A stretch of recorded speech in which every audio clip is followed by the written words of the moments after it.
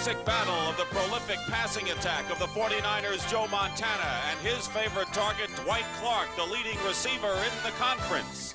Against a strong Kansas City pass defense, the Niners will be tested by the likes of Eric Harris, who returned this interception 56 yards for a touchdown last week.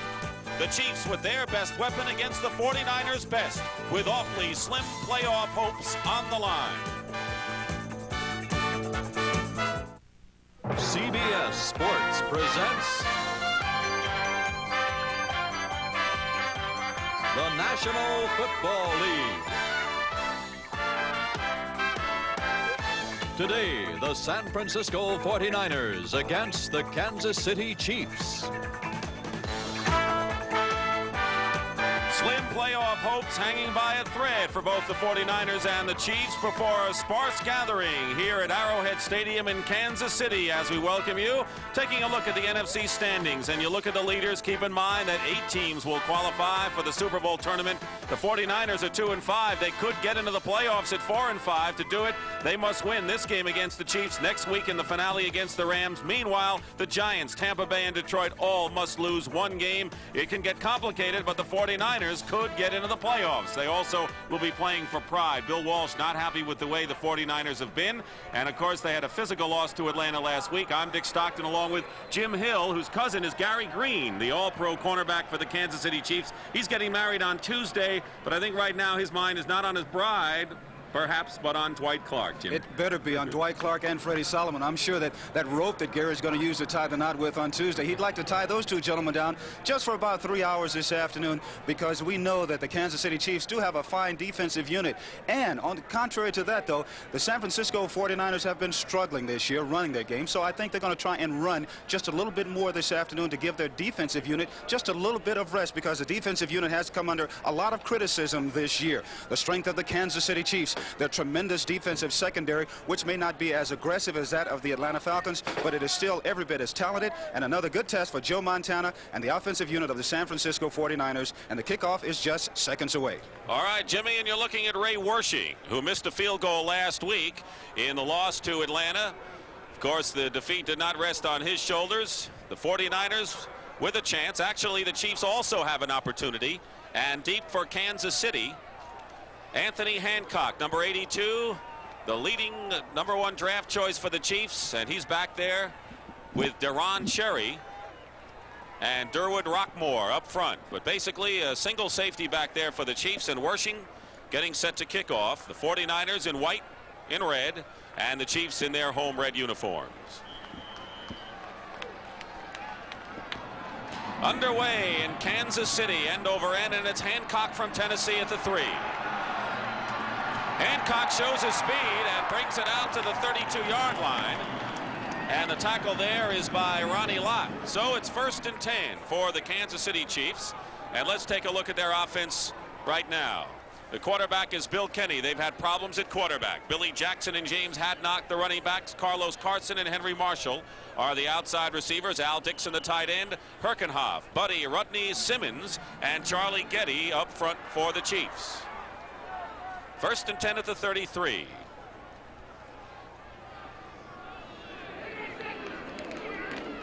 And up the middle is Hadnot for a couple of yards. Carson was in motion. This is a blood in the mud running attack with 2 fullbacks really starting, Billy Jackson and James Hadnot.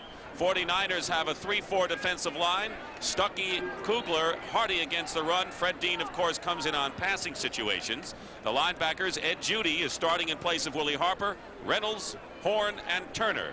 Ronnie Lott, Eric Wright, Dwight Hicks, and Rick Jervis, who's playing in place of Carlton Williamson, who's hurt. And here is Hadnot again, going outside, has a 1st down, and ridden out of bounds just short of midfield. Dwight Hicks made the hit on James Hadnot, who gained 49 yards against Denver and is a real strong blocker inside. Showed a little outside speed there. And that's very unusual for the Kansas City Chiefs to get to the outside on anyone, because, as we all know, Joe Delaney is their real outside threat. He has practiced all week. He's still just a little bit injured. They don't want to take too much of a chance with him, and that's why they have 2 fullbacks in there this afternoon. So they also have the both wide receivers, Carson and Henry Marshall, split to the left. 1st and 10 at the 49. Terry Beeson is in the inside linebacking spot, number 63. Kenny's quick toss to Marshall. And Marshall gets close to the 41-yard line and very close to another first down. He may have it. Keena Turner and Eric Wright make the stop on Henry Marshall, a 10-yard pickup. He is the leading receiver and one of the leaders in the league with 31 receptions. And when you average that out over a full schedule, that'd be a lot of catches. Certainly would be. He is one of the outstanding receivers in the National Football League. Of course, he is big, which is one of his greatest assets. It's tough to bring a big wide receiver down. Reminds you a lot of Otis Taylor. And they all remember Otis Taylor here in Kansas City on those great Kansas City teams, Super Bowl champions. In motion is Henry Marshall, 1st and 10. And carrying the ball for the first time, Billy Jackson from Alabama. Hit by Terry Beeson, who played 5 years with the Seattle Seahawks and then was traded to Atlanta, was waived, and then the 49ers picked him up. But here's Billy Jackson, who's a strong running back, as we said, fullback. Joe Delaney ordinarily would start at the halfback spot, and Billy also gained 49 last week against the Broncos. Gain of 1, 2nd and 9 at the 39-yard line. Chiefs moving the ball. They have had trouble scoring this year. This is basically a defensive-oriented team. Penalty marker down, and Hadnot carries off left tackle. And he gets inside the 35-yard line. Keena Turner on the tackle of Hadnot. The movement was on the right side of the 49ers line, and that's the call. Offsides against San Francisco. And the Chiefs will accept that penalty. Moving closer. The referee today is Jerry Seaman. And let's hear it. Offside, number 58, offense. That was Keena Turner, the man who made the tackle on the play. So now let's call it 2nd and 4 at the 34-yard line for Kansas City. Bill Kenny regained the starting role and played all the way against Denver. He and Steve Fuller have been going back and forth in the starting quarterback role. The give is to Hadnot, finds a hole up the middle and gets inside the 30, and another first down for the Chiefs. This time the nose tackle Pete Kugler makes the tackle for San Francisco, and another first down. They're moving the ball. Surprisingly so, moving it against a formerly tough San Francisco defensive unit. But a lot of people are wondering why in the world the 49ers have been having problems this year. It's because of Dwayne Board, the fine defensive end who went out with the first game. It's very simple. You lose a player like that whose leadership abilities and playing capabilities are out for the year, and it hurts everyone. So 1st and 10 for the Chiefs on the 49ers 29-yard line, and here's Jackson trying to find some room, and he does. He gets to the 24-yard line, and so far the Chiefs have been able to run inside and outside against San Francisco. Terry Beeson, by the way, replaced Jack Reynolds, who was shaken up on the first play of the ball game. So Billy Jackson, blood in the mud is a running attack, is what Marv Levy called the tandem of Hadnot and Jackson last week. Joe Delaney, really the speedster on the club. Strained knee, didn't play against Denver. He could play today. 2nd and 5 at the 24. In motion is Carlos Carson, the flip to Hadnot. Hadnot carries a few tacklers, has a first down inside the 20. It was Pete Kugler and Dwight Hicks from the secondary that brought down Hadnot, and he's not an easy back to bring down, Jim. As big as he is, he certainly isn't. And one of the reasons why the Chiefs are having success at running right now, as you mentioned, is because Jack Reynolds is out. When you lose a linebacker the caliber of a Jack Reynolds, you lose his, he calls all the defensive signals, the audibles on defense, and he's a tremendous tackler anyway. They're taping him up on the sidelines, and we expect to see Jack Reynolds back. And we'll see if he comes back in time. The Chiefs moving the ball practically at will. 1st and 10 at the 17 of the 49ers. They have 4 first downs on this drive. At the 17, Hadnot. This time they don't fool the Niners. They were quick to clog the middle against him. Bill Kenny started the first 3 games this year and then was replaced by Steve Fuller. He won the job back with an impressive 4th quarter performance against the Raiders. But Kansas City people are not happy with their quarterback situation, Kenny nor Steve Fuller, and you can see a change there next year perhaps. I think so, and that can always be a very discouraging thing to an offensive unit, because when you have 2 men who are fighting for the quarterback position, they are afraid to make mistakes, or always thinking that they're going to be pulled out. Barb Levy, after a 9-7 record and near playoffs last year, struggling this time. 2nd and 9, and it's Hadnot trying to go outside. 49ers close it down. And a fumble, knocked out of bounds. And did the 49ers have possession before the ball went out of bounds? And no, the answer is it's still Kansas City ball. Keena Turner recovered the ball, and then it went out of bounds. The ball was recovered out of bounds. It was Turner out of bounds. Let's see how close the 49ers came to recovering a fumble right here. Arguing is Dwight Hicks. The key to the whole thing here is 58 Keena Turner, and watch how he really runs this thing out. He makes the running back run laterally as long as possible. Number 58 there goes up, tries to strip the ball away from him. There's the ball right there. It's still in bounds. However, they said he did not have possession in bounds. Very close. Jimmy. 3rd and 12 at the 19 now for the Chiefs. And Kenny will go to the air. And Kenny is going for Carson, penalty marker down. And Carson might have been interfered with by Eric Wright. Carlos Carson, who had his best game as a pro last week against Denver. You'll notice the armbands on the part of the officials. They're in memory of Vince Jacobs, who passed away in October, an 8-year NFL official, and so the National Football League referees are wearing the black armbands today. Automatic first down. Let's pick it up. Illegal contact. Number 21, defense. First down. That's Eric Wright, so it's 1st and 10 at the 14-yard line.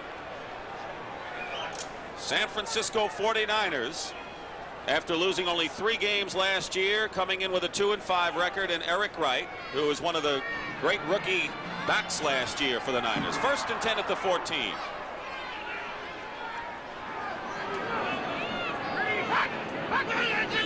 The pitch goes to Jackson. Hadnot with a block.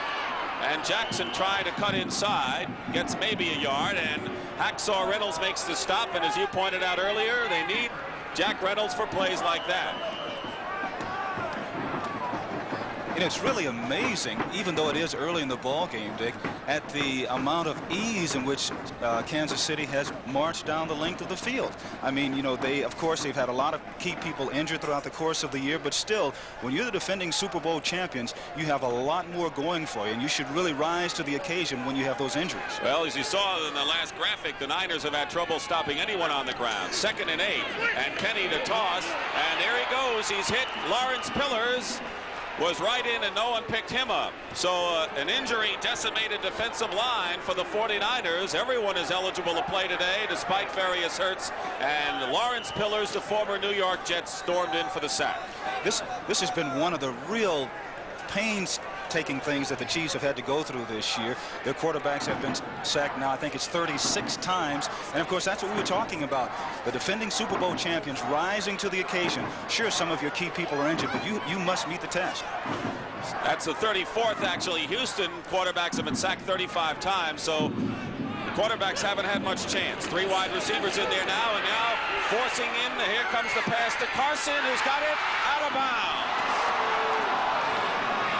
Kenny was knocked down, and defending, Fred Dean had really put the rush on Kenny, and Eric Wright and Dwight Hicks were both watching Carson, who the official ruled just was out of bounds when he caught that ball. He was right on top of the play. And that's one of the few times that we've actually seen a good rush by Fred Dean, number 74. He was the Defensive Player of the Year last year, coming in from the outside, getting to the quarterback, not really bothering that much, but as the pass comes down, the official rules that he was out of bounds, and still another judgment call.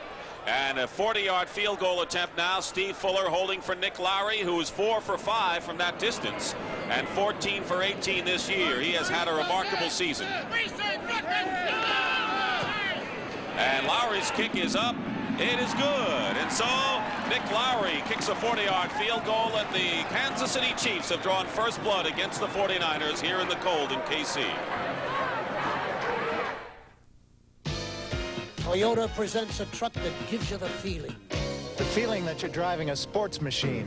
1983 Toyota Sport Truck with a 5-speed manual overdrive or an optional 4-speed automatic overdrive with a suspension system that lets you love the road and the ride.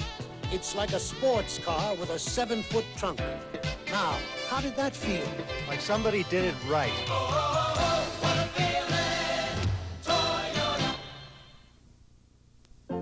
When a business grows, it often grows out of control. Simple procedures become gigantic problems. Things like billing, filing, and shipping become too big to handle the old way. Why not get one of IBM's low-cost small computers like DataMaster? It puts you back in control, and it can grow. Here's to a great future. As your business grows. Nick Lowry will kick off with 9 minutes and 18 seconds remaining in the first quarter. Dick Stockton and Jim Hill here at Arrowhead Stadium. The Chiefs can get in the playoffs with 2 victories and 2 defeats by 3 other ball clubs, which we'll tell you about. They need Cleveland, New England, and Seattle to lose 2. Chiefs' chances not as good as San Francisco's. Neither of them really good at all. And the ball goes out of bounds. And now Lowry will have to kick it off from the 30. Nick Lowry from Dartmouth obviously is headed for a political career. His father worked for the State Department of the American Embassy in London, and last summer spent a lot of his time in Washington working as a special assistant to Missouri Senator Tom Eagleton, and so he's had a lot of experience in the nation's capital.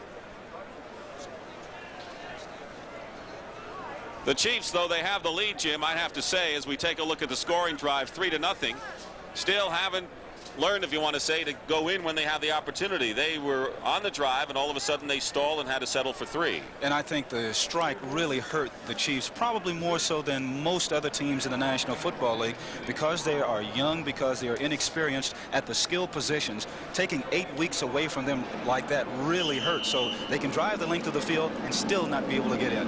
Dana McLemore and Amos Lawrence are back, and it's Dana McLemore, the rookie, at the 13-yard line, down at the 23.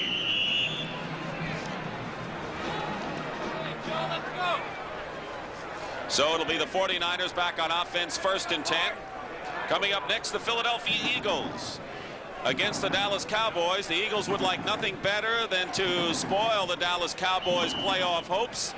Right now they're tied with Washington, but have the edge because they beat the Redskins head on, and Dallas would like that home field advantage for those 3 playoff games. Coming up next on CBS, 1st and 10 at the 29-yard line. Russ Francis is the tight end, and Bill Ring carries a few tacklers with him as well.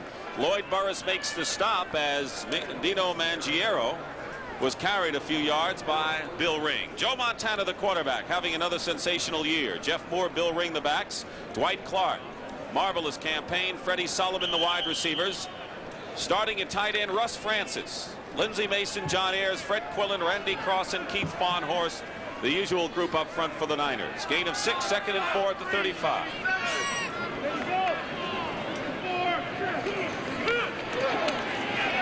The pass to Russ Francis, complete and out of bounds. A 1st down for San Francisco. Charles Jackson, the linebacker, makes the tackle, and let's bring you up to date on the Kansas City Chiefs defense, and a mighty good one. Art Still, you won't find many better than Still. Ken Kramer, the nose tackle. Dave Lindstrom, the right end. The 4 linebackers, Tom Howard, Jerry Blanton, Gary Spaney, the best of that lot, and Charles Jackson, who made that last tackle. Gary Green, Eric Harris, Lloyd Burris, and Gary Barbaro. 4 outstanding players in the secondary for the Chiefs. 1st and 10 at the 43, and running up the middle is Bill Ring. It's a stone wall, and that stone wall is Art Still, the defensive end. Terrific player. He was Pro Bowl last year despite missing 5 games. Art Still, Jimmy, has practiced only 4 days since the strike ended and has played every game and has been terrific in every game. There are very few players in the National Football League who can do that. They go out and they can't practice because of all kinds of injuries, but still somehow on game day they manage to make it there, and he's one of them. 2 tight ends. Charlie Young joins Russ Francis. 2nd and 7 at the 46. The swing pass out to Bill Ring at the 45, and he's ridden out of bounds by Thomas Howard, the linebacker. Gain of about 7 yards. Bill Ring, who was moved to halfback and now starting at fullback. The 49ers have had the lowest ground attack in the league this year. Whether you talk about yards per game or average yards per rush, they don't have anyone on their team averaging as many as 4 yards per carry. They've had problems. It's been a one-dimensional offense. 3rd and 3 in midfield for San Francisco. In motion is Jeff Moore. Jump pass to Russ Francis. Complete first down into Kansas City territory at the 32. Gary Barbaro makes the tackle on a 17-yard pickup. And Russ Francis, who is, we called him all-world with New England, and it cost the Niners a couple of high draft picks to get him this year. And it has taken Russ just a little bit longer than I'm sure than Bill Walsh would like for him to really grasp the offensive philosophy of the 49ers. When he first came in, they thought he would take over for Charlie Young, but Charlie Young fought him off for a little while, but Francis is starting today. 1st and 10 at the 32, 3-0 Kansas City, 7:07 remaining in the first quarter. And here's Jeff Moore. Fumbles, and he's down. No fumble. He was knocked down and tackled at the 27-yard line by Lloyd Burris. So Jeff Moore, who started the year with Seattle, picked up as a free agent, has 7 touchdowns, 3 rushing, 4 receiving. He's been a versatile back. Certainly has, and the 3 touchdowns that he got rushing were against the Los Angeles Rams. At the 27. And the Niners play the Rams next week in the finale. Moore has blockers to the left, cutting inside and close to the 20-yard line. Another first down for the San Francisco 49ers. And as you predicted, Jim, the 49ers, normally a pass-happy club, have been going more to the ground than we've seen them. And this is not a bad run by Moore, even though he only picked up just a couple extra yards. It was for the first down. But watch how he picks his way, starting to the outside, stopping, cutting back. But then again, there comes that pursuit of the defense, even though he got enough yardage for the first down. Yeah. Good block by John Ayers. Bill Walsh, he's disappointed, but he is not despondent over this season. Club just didn't come back after the Super Bowl year. A lot of young players. Montana in trouble, going to run it.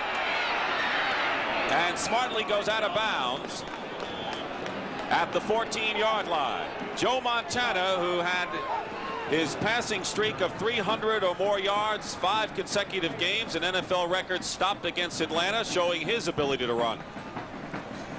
Look at number 26, Gary Barbaro, right in the middle of your screen here. This is a very, very fine free safety, reading the quarterback, watching Joe Montana, coming back across the field with him. Excellent coverage in the secondary by the Chiefs. That's why Montana had to scramble and run. It'll be 2nd and 2 at the 13 as the 49ers trailing 3-0 here in the first quarter. 5:38 to go. Jeff Moore's hit immediately. Jerry Blanton, the left inside linebacker, and Art Still make the tackle. It'll be 3rd down and still 2 yards to go. And so Kansas City defense stiffens with Blanton and Still. They go with the 3-4. If the Chiefs defense does not play well, the Chiefs don't win. It's as simple as that. At the 13, 3rd down. They need a long 2.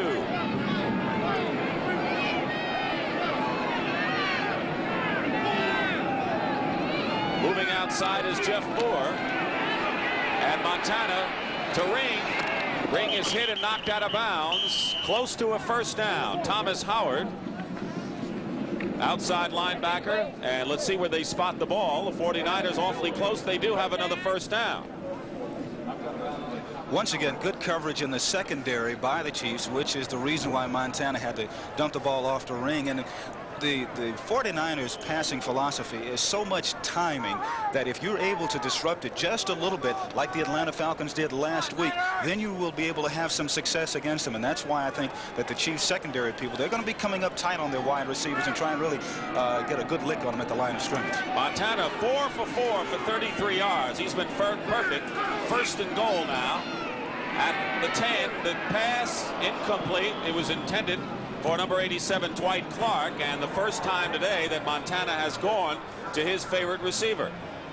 The two have worked together. They know each other's moves. Montana knows when Clark is going to make a move, where he's going, and of course I think Montana also knows, Clark knows Montana's style, and I think when the two of them can hook up on like that, it's something that you rarely have. It's something that just comes natural. Now, that particular play also can set up another play for the 49ers, because you saw the flow go that way, and it was Jeff Moore going behind a couple of offensive linemen, so that play, that throw to Clark, could set up a screen.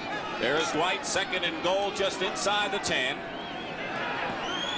In motion, Freddie Solomon. And falling down was Jeff Moore. He looked wide open, but Moore fell down. Eric Harris was coming in to try to gamble, and if he had been in the right spot and the ball had been up, he would have been gone for another interception touchdown. But it'll go as an incompleted pass to Jeff Moore. Now, this field is in great condition. However, the yard stripes, he just tripped over the yard stripe, because when you paint those things and the cold weather comes in, it gets real slick. You mean you can trip over the yard stripe? Yeah, that used to be a joke. People have laughed about it, but it's actually true. In cold weather, you can trip over it. That's news to me. Third and goal now at the 10-yard line. Montana straight back. He's rushed and down.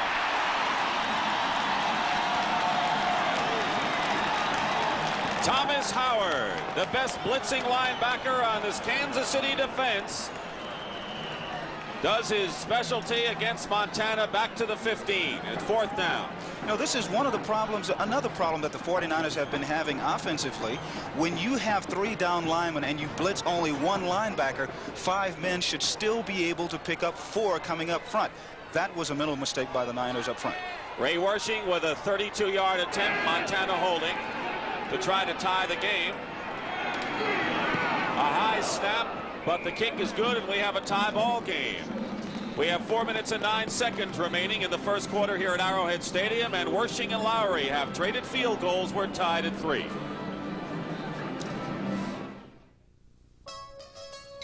Ring in the holidays, ring out the year, sparkling with Andre, love and good cheer. Take Andre home for the holidays. Andre for the holidays. What's a celebration without Andre champagne to lend sparkle and elegance to your good times? Greet the season and your friends with the best. Andre. For the holidays and all year long. The new front-wheel drive Dodge 600 ES. 50 automotive engineers compared it to a Mercedes 300D. They preferred Dodge 38-12 for overall driving superiority. With great mileage and a 5-year or 50,000-mile protection plan, Dodge 600 ES is the affordable American alternative. America's driving machine. Now get 10.9% financing on many new 82 and 83 Dodge cars. Participating dealers have details. Ray Wersching, who is now 9 of 13 in field goals for the 49ers, getting the ball to his liking. There's Anthony Hancock. 4:09 remaining in the first quarter. Sparse gathering here at Arrowhead Stadium. When the season started, this looked like it might be a terrific matchup. Short kick, end over end, and Hancock has a running start at the 10-yard line, and still going. Hancock is finally down at the 30. Good return by Hancock, and the tackle is made by Terry Beeson and Rick Jervis. So we're tied 3-3. Here is the scoring drive as the Niners went 57 yards in 13 plays in just under 5 minutes. But the Chiefs go on offense 1st and 10 with Bill Kenny and company. So Kansas City finishing next season here against the Jets, and the 49ers will host the Rams next week in the season finale. If you care about your pictures, you'll flip over Kodak paper. Because for a good look on the front, it helps to have Kodak paper on the back. Kodak paper. It's the only paper to flip over. So to help your pictures look their best, come to a store that cares enough to use Kodak paper. And you flip. Just ask for Kodak paper where you see this sign. And start flipping. Now's the time for a couple of cold beers. And of all the beers you can choose from, there's only one that isn't exposed to extreme heat of 140 degrees. Coors. That's because only Coors is bottled cold, shipped cold, stored cold. That's why Coors tastes first beer fresh. Ice cold Coors after Coors. Coors is the beer made for the way you really like to drink beer. So the Kansas City Chiefs, who snapped a 4-game losing streak, beating Denver last week, 37-16, the most points Kansas City has scored in their last 11 points, have it first and 10 on their own 30-yard line. Just under 4 minutes remaining in the first quarter. Hadnot, couple of yards, and that's all. Joe Delaney, number 37, is in the game at running back. Jim Stuckey makes the tackle, by the way. Detroit, Tampa Bay, an important game, and the Lions jump out to a 7-0 lead over the Tampa Bay Buccaneers in the first quarter. Pittsburgh rebounding from the loss to the Browns in front of New England 10-0. 2nd and 8 at the 32. Anthony Hancock comes in. 3 wide receivers in the ball game for the Chiefs. And Hadnot is the single back. Quick pass to Hancock. And Eric Wright just gets right around him and doesn't let him move. And good thing, Anthony Hancock has world-class speed, and the Chiefs had to make a trade with St. Louis to move up in the draft so that they could get Anthony Hancock. But Wright made a good play. One of the toughest things for a defensive back to do is to come up and make a one-on-one open field tackle against a fleet wide receiver like that. Eric Wright did an excellent job coming up, getting his hands on him, and just pulling him on down to the ground. Wright continuing to have a good season just like last. 3rd and 7. Lynn Thomas, number 28, is a nickel back now for the Niners. 3rd and 7 at the 33. 2 minutes and 40 seconds to go in the first quarter, and Kenny slips. The Niners were coming anyway, and Kenny had a deep drop, and when he slipped, he had no chance.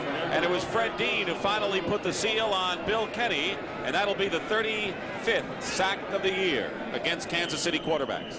And I think once again, just as he was getting ready to throw the ball, he slipped right about the part of the field where it is painted. And when you paint that thing like that and it's cold weather, it rises just a little bit and you can slip.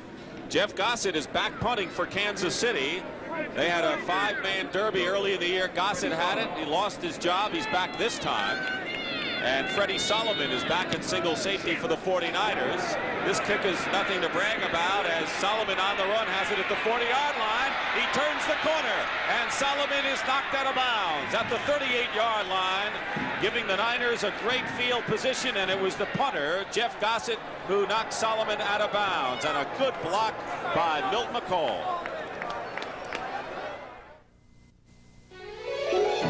Nobody serves a republic like Republic. Dear Republic, in years of worldwide travel, I've never had such service, thanks to Mark Bird, Greg Correnti, and Janet Marshall. Dear Republic, it was my first plane ride. Your people did everything for my comfort and courage. Thank you. Nobody serves a republic like Republic. I refinished this beautiful piece all by myself, and I can't even change a light bulb. A pro wanted $300 to refinish this. I did it myself for $15. Formby's furniture refinisher can make a believer out of you because it works unlike anything you've ever seen. It dissolves old varnish lacquer shellac without stripping, sanding, or scraping. With my furniture refinisher, it's a pleasure to create a treasure. Homer Formby. No one knows wood as good. Formby products available at these and other fine stores. Monday on CBS. Men don't make passes if girls wear glasses? Have the Square Pegs finally focused on a plan to crash into the in-crowd? Square Pegs Monday. 49ers, or the Chiefs, have done a lot with special teams and defense. Jeff Gossett reactivated this week with a 35-yard low kick and a 22-yard return. So it's not been a good year for punters in Kansas City. For San Francisco, 1st and 10 on the Chiefs' 39-yard line. In motion, going Mike Wilson.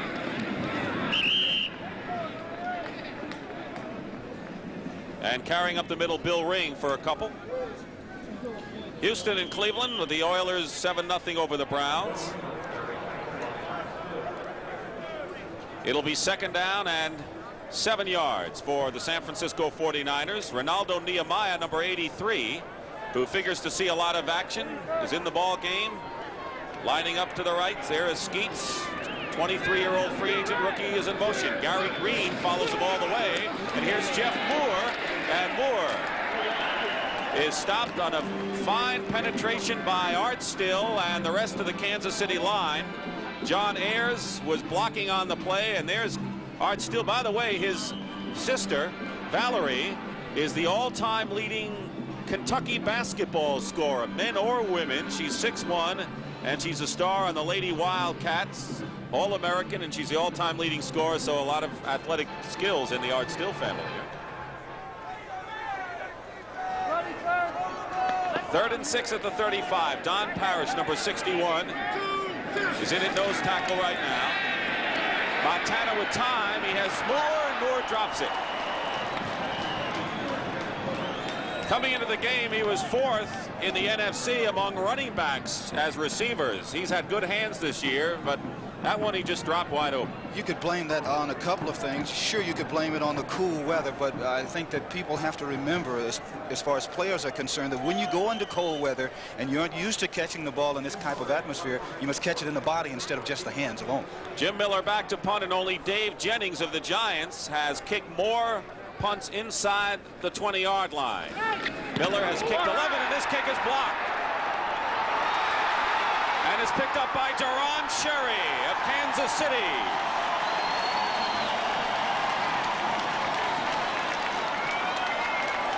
It was Lloyd Burris who blocked Miller's kick, and Deron Sherry picked it up, and the Chiefs on a big break are in San Francisco territory.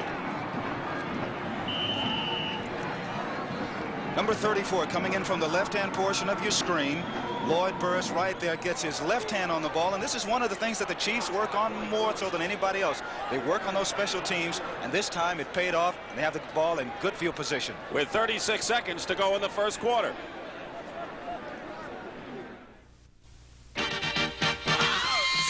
She's back. She's back. The Mustang convertible is back. The convertible with a power top, glass back window, and room for four. She's back. She's back. She's back. She's back on the right track. Now that's a fact. She's back. The Mustang convertible. The hottest news around, because it's more than a convertible. It's a Mustang. Right, Sally? She's back. Oh, have you driven a Ford lately? Come on, you guys, hands up.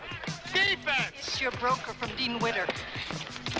I want to see you hustle. Some people just aren't easy to please, especially when it comes to their investments. Josie, we do it. You look like you just heard from Dean Witter. At Dean Witter, we can give even the hard-to-please investor something to smile about. Okay, let's see that defense. You look like you just heard from Dean Witter. Lloyd Burris was the top rookie last year on the Chiefs out of the University of Maryland. With blocking Miller's kick, that was the first punt that Jim Miller has ever had blocked, and it's 1st and 10 at the 48-yard line for Kansas City. The lights have been turned on here at Arrowhead Stadium. Play action pass. Kenny with time up the middle, and it's overthrown. And waiting was Dwight Hicks. Henry Marshall was the intended receiver, and Kenny simply missed a wide-open Henry Marshall cutting across. Certainly did. He was, as you mentioned, wide open coming across the middle of the field, and that can be really discouraging after you come up with a big play on special teams. You have the defense on the run. You don't want to let them settle down because the 49ers have been having problems defensively anyway, and then you miss someone that's wide open like that. That really hurts you. Lawrence Pillars is in the game, and John Hardy is out. Hadnot, who's gained 27 yards, doesn't gain a heck of a lot more, maybe 2 yards. It'll be 3rd down. And the small crowd here in Kansas City with the boos, Bob Horn and Jim Stuckey, the right inside linebacker, and Jim Stuckey, the defensive end, make the stop. The clock has run out. That is the end of the first quarter. 3-3 the score. San Francisco and Kansas City. Field goals by Nick Lowry and Ray Wersching, and that's been the story here after the first. A Ranger never takes the easy way out. You're reaching deep inside you for things you never know. That's why getting into the Rangers is tough, and the training is tough. Be all that you can be. So it makes me feel like I'm part of something really special. Be all that you can be. And I'm not the only one. You can do it in the Army. When I was looking for a small computer, I went to IBM because they know what a small, big company needs. I wanted data, word processing, and some word data processing. And they showed me a small computer to fit our budget. IBM even had a place to learn how to use it. That impressed us. And my good business sense even impressed my girlfriend, Charlotte. IBM. In the spring of 1971, I started from pole position on the starting grid, and going into the very first corner, the throttle stuck open, and I just had no way to get out of it. And I slammed into an earth bank at high speed. I was wearing a seatbelt. I literally turned the buckle on the seatbelt and walked out of the car. Even on the road, I wouldn't go 50 yards without wearing a seatbelt.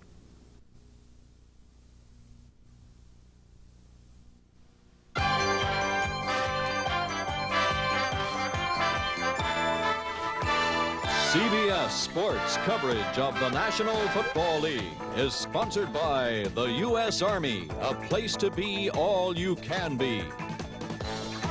And by IBM.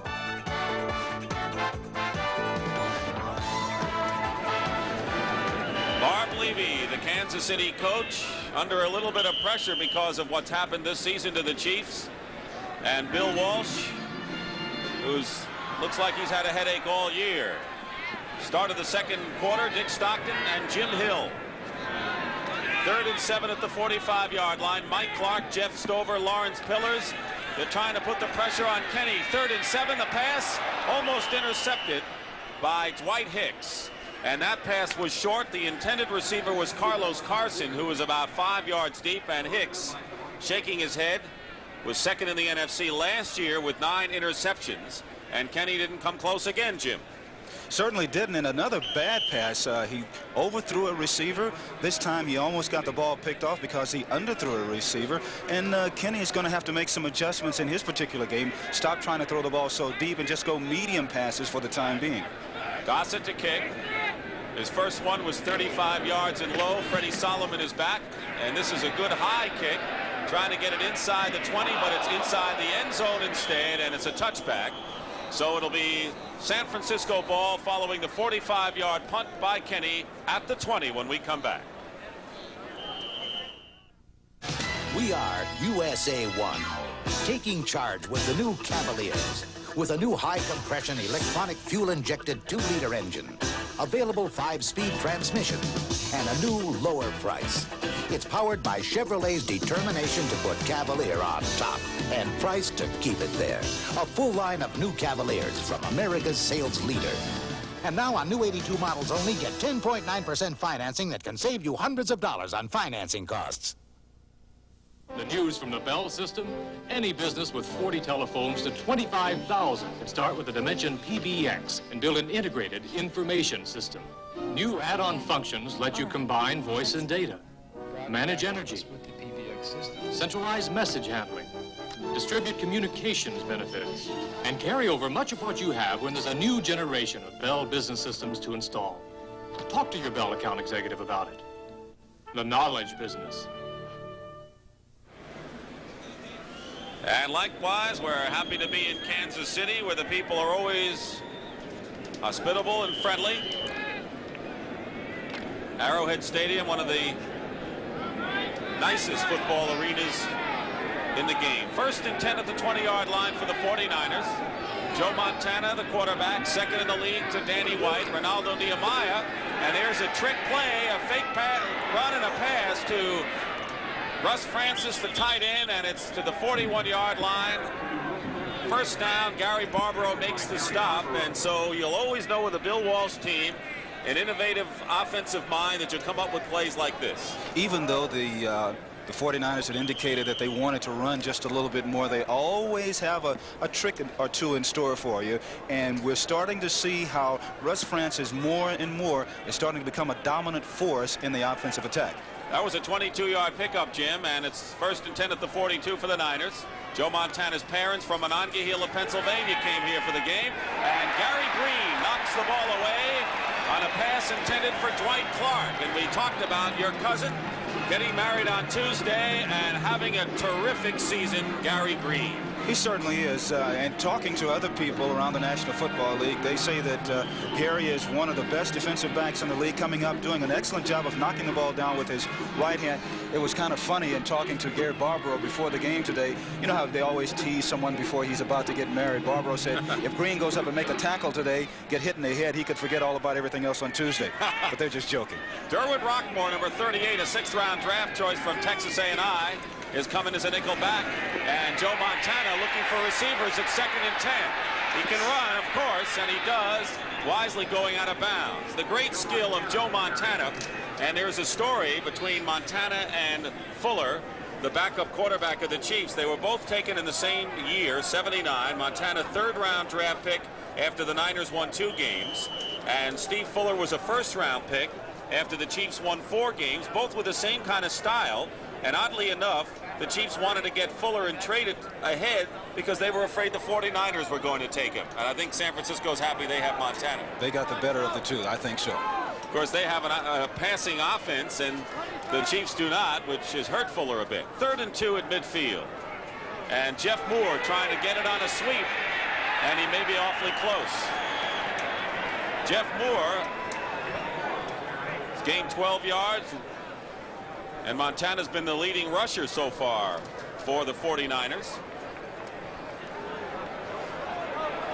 4th down. And that's when you know your offense is really in trouble, when your quarterback is the leading rusher. And that was one of the reasons why they wanted to work on that just a little bit more this afternoon.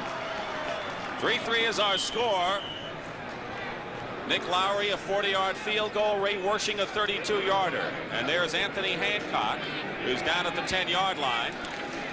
Hancock, with a great return last week, 68-yard return, lets this ball go into the end zone following Miller's punt.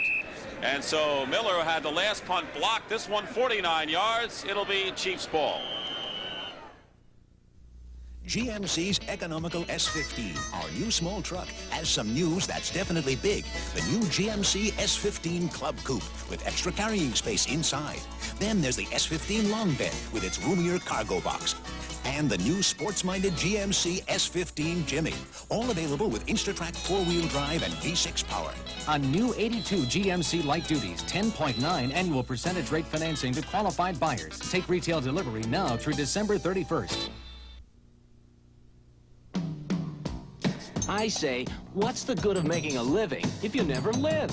Turn it loose, turn it loose, turn it loose tonight. Coors Light, turn it loose tonight.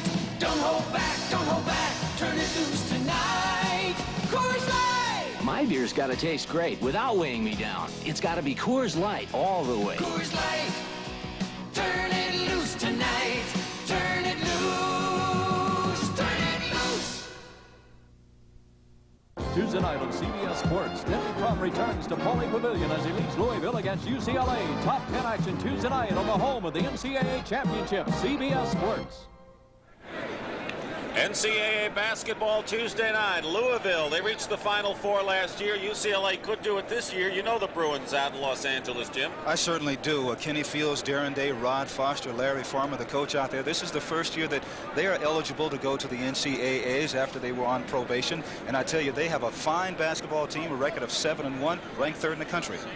This is the first time Miller's punt has ever been blocked. This was earlier by Burris. And first time he's ever used a shoe.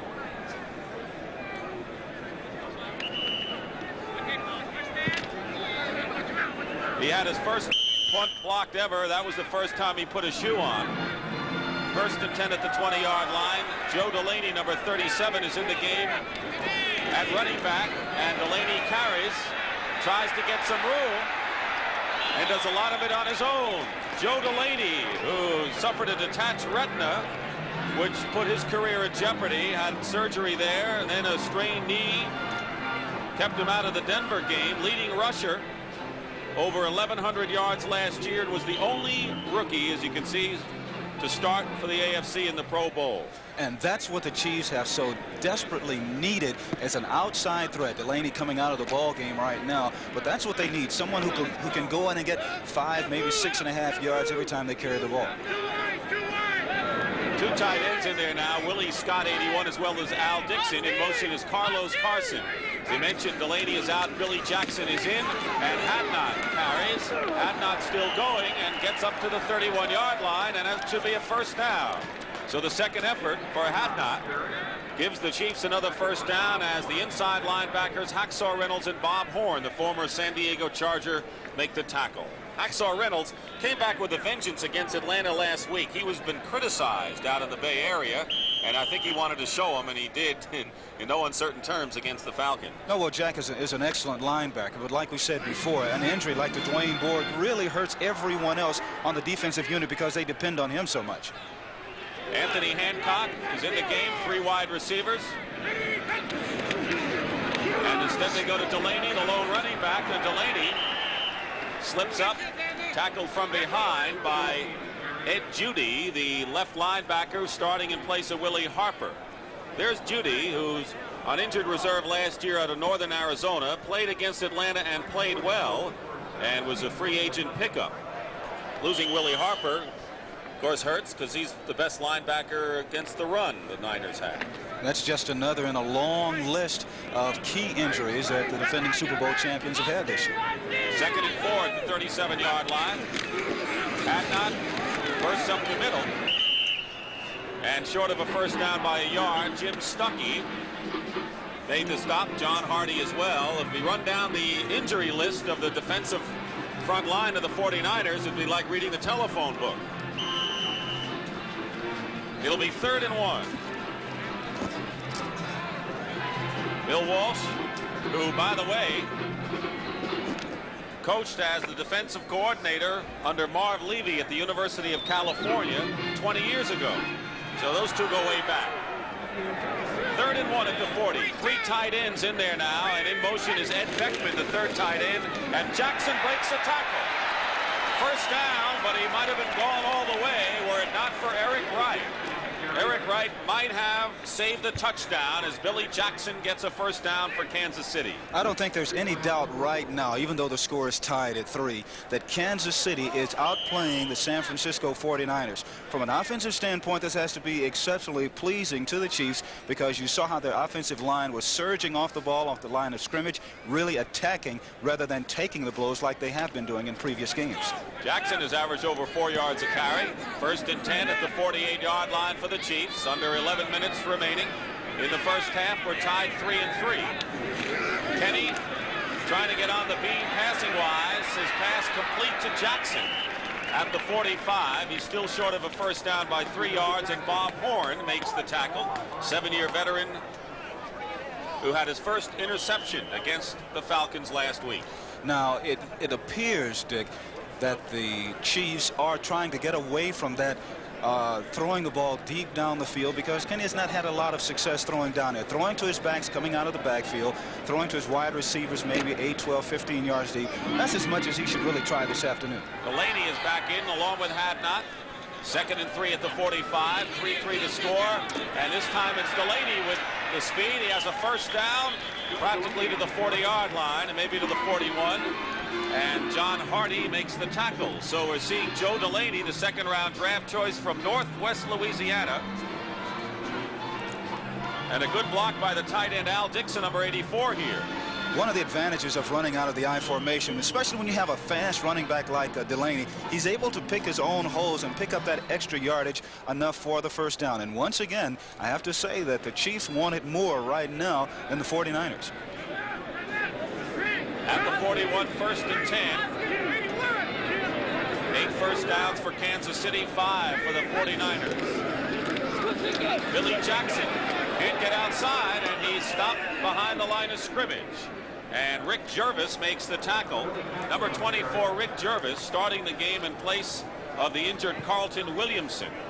Williamson had a broken finger against Atlanta, and he may have a bruised kidney. So Jervis, very aggressive performer, a free agent from Stanford, was one of 5 rookie defensive backs to make the Niners last year, the only one not drafted.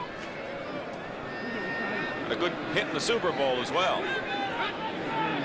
4 men up front for San Francisco on 2nd and 10 at the 41. Look for the pressure on Kenny.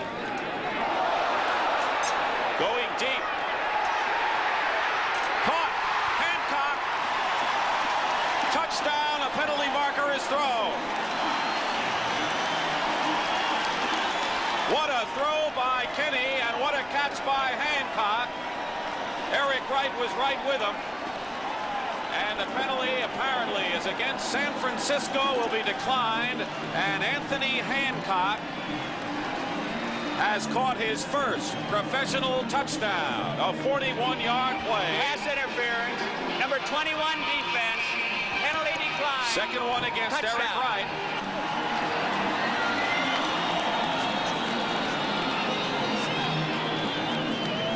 Fuller will hold, and Lowry will attempt the point after. 41-yard play.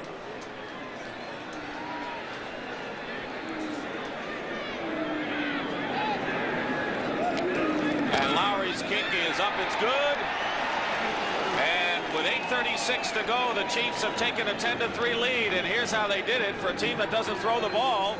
Watch Hadnot block Ferrari on the blitz, 54. There he goes. That is the key to the whole thing right there, Dick. The tremendous block, picking up Ferrari on the blitz, throwing the ball into the end zone, and there it comes down for the touchdown. And like I said before, the Chiefs wanted more. That's why they have the lead. Well, with Anthony Hancock and people blocking like that against the blitz, the Chiefs can move the ball that way.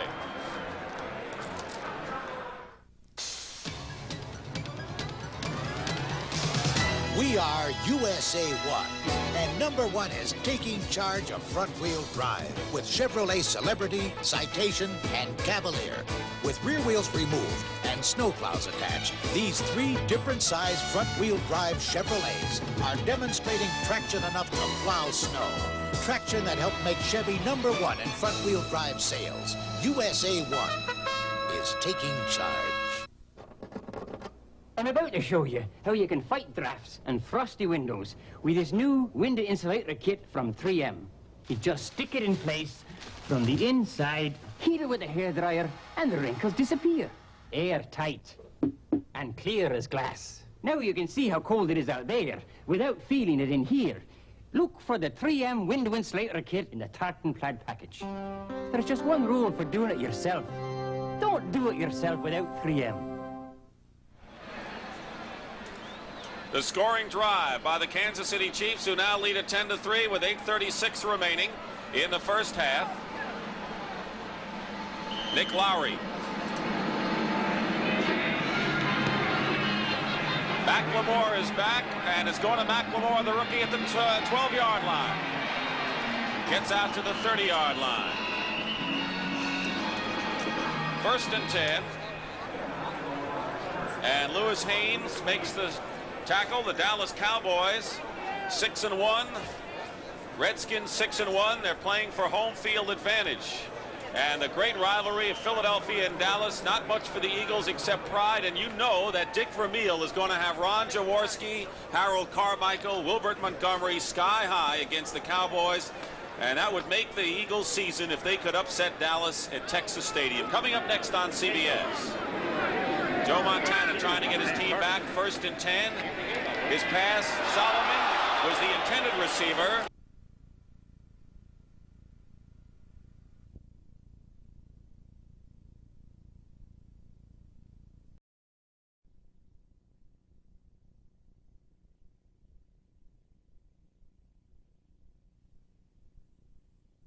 Is very lucky that he didn't get the ball picked off, and it's one of the problems that one of the few problems that Joe has, and that is throwing into coverage at times. He can avoid that rush pretty well. 4 down lineman Don Parrish is in there as a tackle. It's 2nd and 10 at the 30. And here's Russ Francis cutting across. Francis won't get the first down. He won't even get the ball. It's recovered by the Chiefs.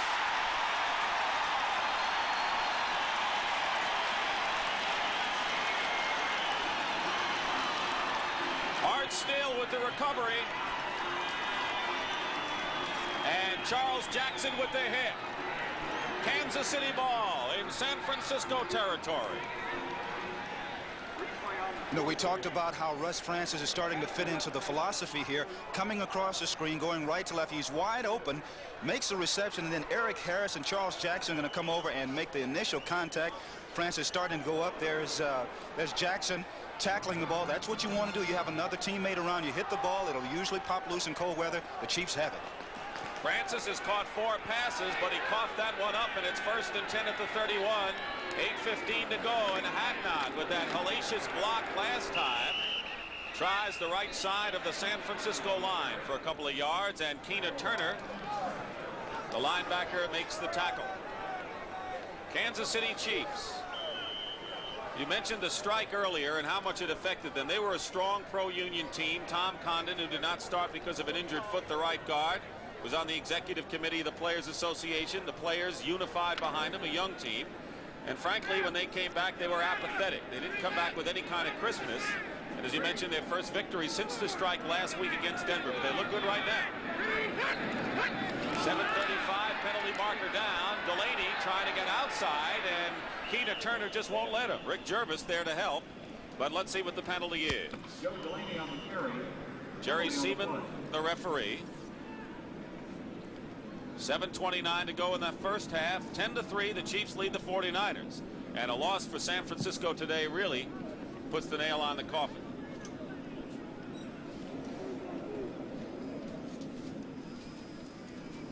It's against San Francisco. Bill Walsh says this is not a playoff team. He freely admits that although his team could get into the playoffs, he says that's not really the situation. He says conceivably the 8 best teams will make it, and we're not one of them. Offside, number 55, defense. And quite frankly, Dick, some of the 49er people have openly admitted that one of the reasons, another reason why they are having such an off year is that they came back just a little conceited after winning the whole thing last season.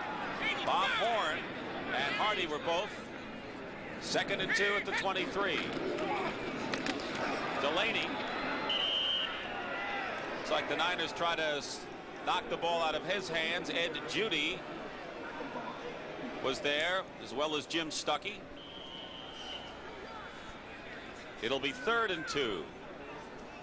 Kenny, looking towards the sidelines, is kind of upset. The Kansas City quarterback, with arms flailing, looking to the sidelines, apparently didn't like what was coming up from the bench. I think he's a little upset because the plays are coming into him a little too slow for his own good. 2nd and 2, 3 tight ends in there, including Ed Beckman, number 85, who's in motion. And Jackson doesn't have it. He is stopped off the right side.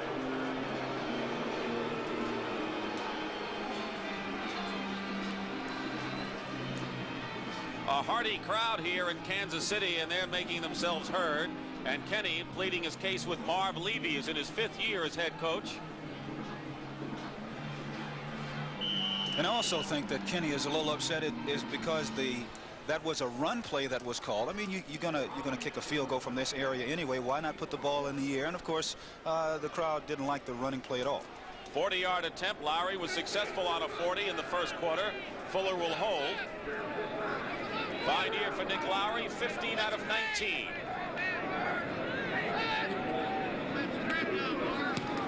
And Lowry's kick is no good. It's off to the left. So now you really hear it from the fans who wanted a pass for a possible first down on 3rd and 2. Instead, the Chiefs come up empty, and the Niners will go on offense when we come back. We are USA 1. Taking charge, utilizing advanced engine technology in the front-wheel drive Cavalier. With a new high-compression electronically fuel-injected 2-liter engine, an available 5-speed transmission, and a new lower price. Chevrolet's going to give the imports competition they haven't seen before. The new Cavalier from America's sales leader. And now on new 82 models only, get 10.9% financing that can save you hundreds of dollars on financing costs.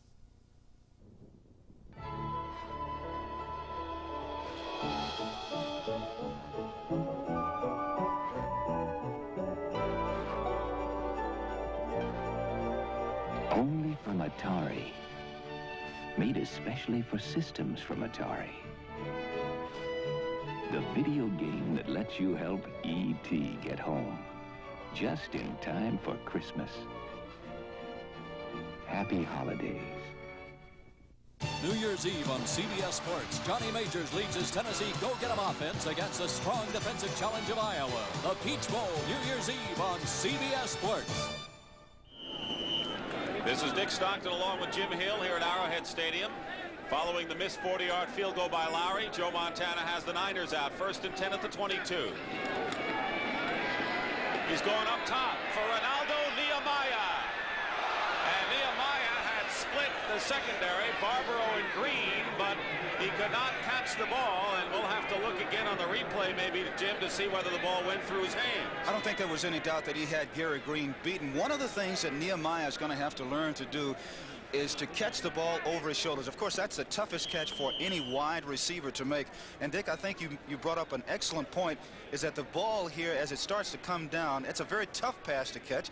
It does. It went right through his hands.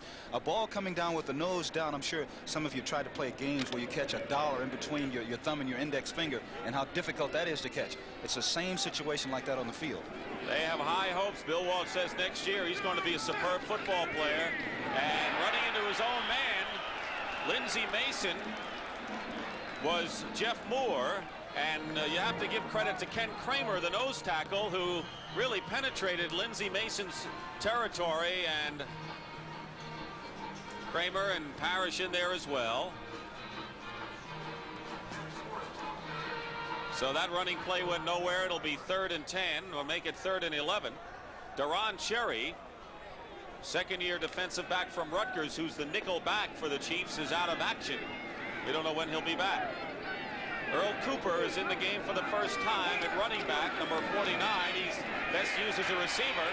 Montana is going to run it himself, and Montana has a first down and saw red shirts and slid safely at the 42-yard line. So once again, Montana establishing himself as the leading rusher in this game. And it appears like the 49ers are starting to get away from trying to run the ball just a little bit more, because they are down 10-3 right now, and Montana running the ball upfield. A lot of times you want to know why a quarterback will slide in rather than dive in. If he dives in, there's also the possibility of him injuring his shoulder, so he would much rather slide in than dive. 20-yard pickup, 1st and 10 at the 43. Here is Bill Ring. Dave Lindstrom got a hand on him early, the right end. Jerry Blandon also in on the tackle. Kansas City, very strong defense. Of course, they've had some injuries as well. Mike Bell is on injured reserve. He's the other defensive end along with Still. They've been double teaming Still and Dave Lindstrom, who made that tackle, who's been a fine backup, now forced to start. But the strength of the secondary, the strength of this team is the secondary. Spaney, the linebacker, who we have not mentioned his name today, and Art Still. You see the time. Nearly 4 minutes to go in the half. 2nd and 6 for the Niners at their own 47, trailing 10-3. Nehemiah holds on this time and is short of a first down. Let's check and see. Gary Green on the tackle there as Nehemiah driven out of bounds.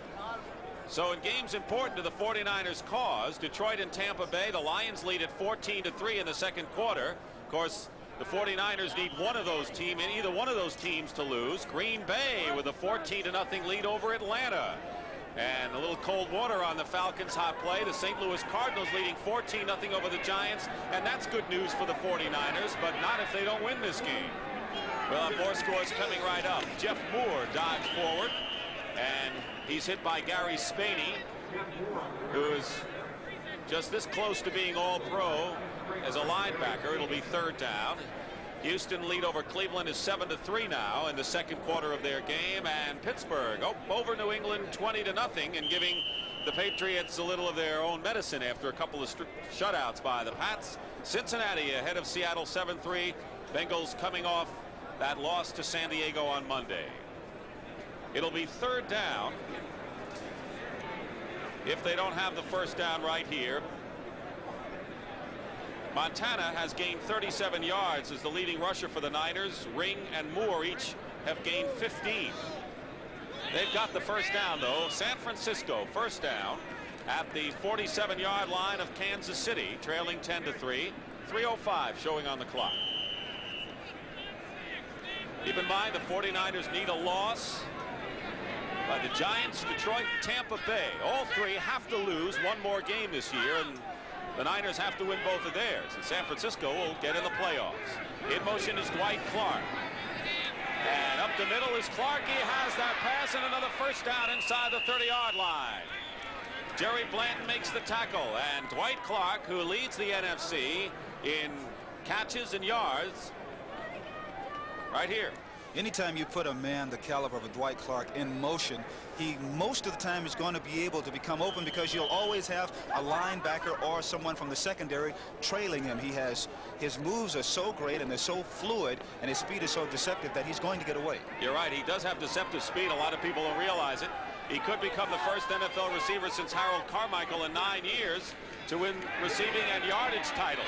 This is Russ Francis, who had right on his back the linebacker Charles Jackson. Held on right now, and now we have hit our 2-minute warning. And Joe Montana, for the first time today, seems to have the passing game in sync. It'll be at the 25-yard line when we come back. It'll be 2nd and 8. The 2-minute warning. Please come back. Light up your eyes, unwrap your smiles. Let your arms undo the miles. Bring your heart back home and find that special face. Decorate your time with laughter. Let the hours live ever after. In the past 40 years, Chevrolet has brought more people home for the holidays than anyone. Have a happy new year, America. Beatico Creek, Louisiana, and Milwaukee both mean something great to these guys. Beatico Creek means bass, fat and tasty, and Milwaukee means beer, cold, crisp, Old Milwaukee beer, and the smooth golden light taste of Old Milwaukee Light. Old Milwaukee. And Old Milwaukee Light. Taste as great as their name. Let me tell you, it doesn't get any better than this. 2-minute warning is history, and the San Francisco 49ers faces 2nd and 8 on the Kansas City 25-yard line. 10-3 is the score. Nick Lowry kicked a 40-yard field goal. Ray Wersching matched it with a 32-yard field goal. And then to break the tie here in the second quarter, Bill Kenny hit Anthony Hancock on a 41-yard touchdown strike, and that's been the scoring to date. Montana 9 of 15 for 90 yards. He has completed nearly 64% of his passes this year. On the draw play, Jeff Moore carrying and a good gainer. Moore has a first down just about up to the 15-yard line, and a fine block by the unsung right tackle Keith Fawnhorst in his 9th year. Number 71, Jim. The 49ers, Dick, more so than anyone else, set up the run with their pass. Most teams are just the opposite. And I think that now the 49ers have really started to say, listen, we tried to run the ball more so than normal at the beginning of the game. It didn't work. Let's go back to what we do best and see if we can come back to the run a little bit later. And Fawnhorst with that fine block, 1st and 10 at the 15. Jeff Moore, the running back, in motion.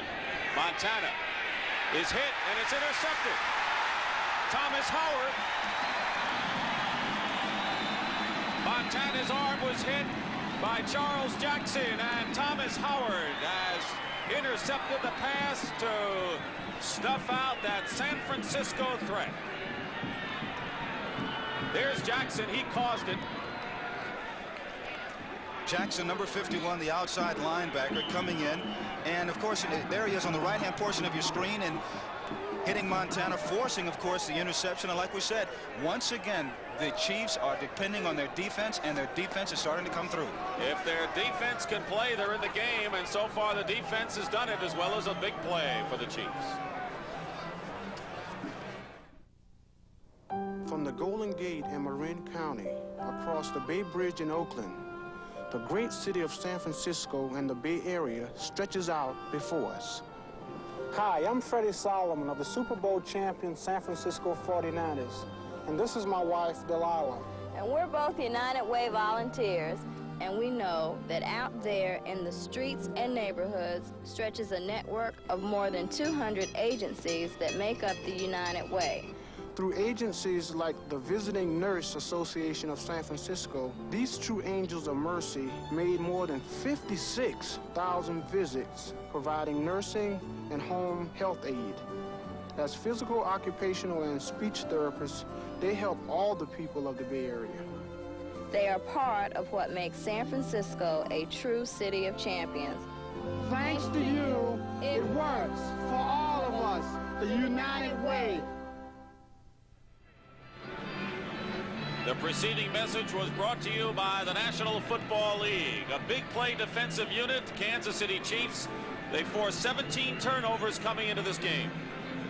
And we'll take a look at Charles Jackson, number 51 of the Chiefs, outside linebacker. He beats Bill Ring to the inside, makes the contact on Montana, and of course, that enables Thomas Howard to come over and get the interception. So 3 turnovers now for Kansas City's defense, gives them 20 on the season. The turnovers, the giveaways, and the takeaways, that's what helped San Francisco get to the Super Bowl last year, and they have really dropped in that category. Joe Delaney and James Hadnot are the backs, 1st and 10 at the 19. Let's see how Marv Levy plays it. Kenny going up on top, completes the pass to the 25-yard line. Might have been the tight end Al Dixon, and it is. Al Dixon having another fine year. And a timeout called with 1:05 to go. Bill Kenny shaken up on the field, and there you see Kenny to his Jim Stuckey that really laid into him after he got rid of the ball, and Kenny taking advantage of this timeout. That leaves the Chiefs with 2. Let's watch Stuckey, number 79, against Kenny here. Stuckey is one of the few people who is continuing to play well defensively despite being injured a little bit himself. He puts his shoulder right into Kenny, right into his left side there, and that's what caused him to fold over just a little bit. He's on the sidelines now trying to see if he is still loose and can go back in there. But anytime you get hit in the midsection like that, either it knocks the wind out of you or it could hurt some of those ribs. Ron Jaworski against Danny White. The Philadelphia Eagles and the Dallas Cowboys coming up next. And you can be sure the Cowboys are wary of the Eagles. The Eagles are not going to threaten the Cowboys this year, but they're going to be coming in strong against Dallas to try to cap off what has been a disappointing season. And you know, Dick Vermeil can get his team up. Bill Kenny is back in there, of course, the free agent in his 4th year. He showed early on in his career that he could read defenses well and was a good pure passer ahead of his years. 2nd and 3 at the 26, 1:05 to go in the first half. And Kenny is looking for Carlos Carson. He's got him out of bounds. Stopping the clock at the 47-yard line. Lynn Thomas defending. Carlos Carson had his first 100-yard receiving game against Denver. He caught 3 passes, including a touchdown catch.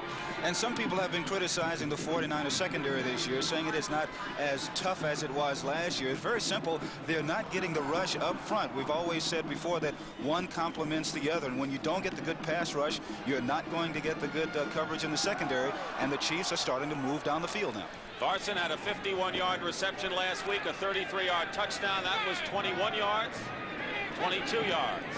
Kenny back with less than a minute to play, and Kenny throws it intended for Al Dixon, and Bob Horn was back there along with Lynn Thomas covering on the play. 53 seconds showing on the clock. It'll be 2nd and 10 for the Chiefs at their own 47-yard line. There you're looking at the San Francisco defense. They've allowed almost 25 points a game as the changes are made here, and their 10 sacks coming in is worst in the NFL. So you talk about the fact that you want to point fingers, they have not had the pressure. That's right. And defensively, they've been giving up an average of 340 yards a game, much unlike last season.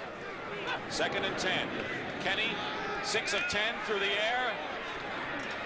Has a completed pass and a first down, I think. Let's see where they mark it.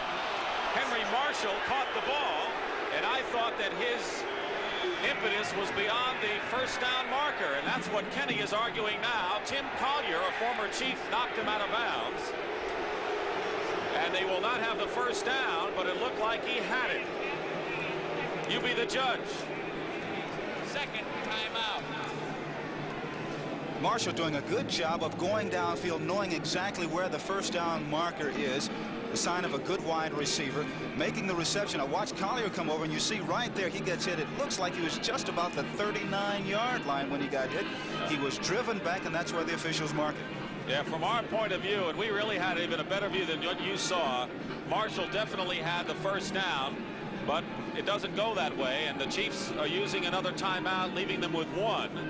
One timeout left. It'll be 3rd and 1 at the 44-yard line of San Francisco. So the strategy here at 3rd and 1, do you run for the first down and you have 44 seconds to go? How do you look at it? Well, if you're going to go by previous history, when the Chiefs were even closer down around the 20-yard line a little while ago, they went for the first down by the run, didn't make it, tried to kick the field goal and missed. I would think that in this particular area, you know, Marv Levy is one to do just the opposite of what you would think he's going to do. But 3rd and 1 here, with the way he's been trying to do it, he may try and run it in again. Now, they could call 2 plays right now, run for it, and then set up another play and still have enough time. 44 seconds, you see, remain, and 1 timeout left for the Chiefs. That's their 3rd down conversion rate. Not impressive. They run it. Hadnot has the first down, and they get to the 40-yard line.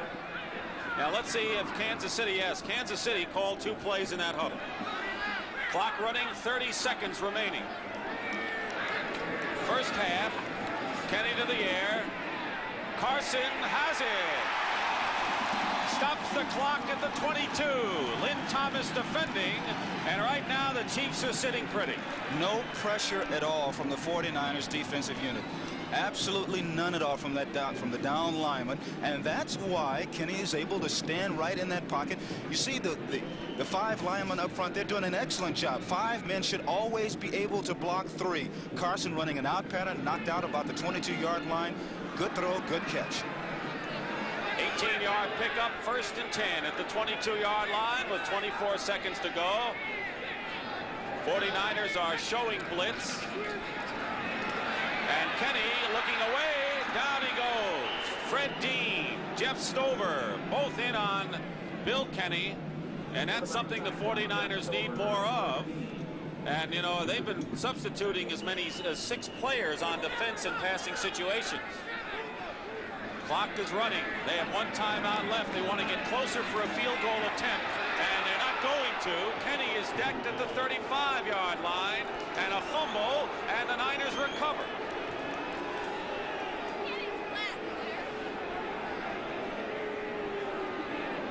So Kenny lost the ball with 5 seconds to go. Bill Kenny once again shaken up. It's been a rough series for him. Let's see if we can pick up where it happened. This is one of the few times, Dick, that the 49ers have really come to the occasion. They really rose to it here, getting in, making the sack, and of course there's Fred Dean on your right. He gets in on the play. There are about 3 or 4 white jerseys on Kenny at that particular time. The ball pops out, and Dean makes the recovery.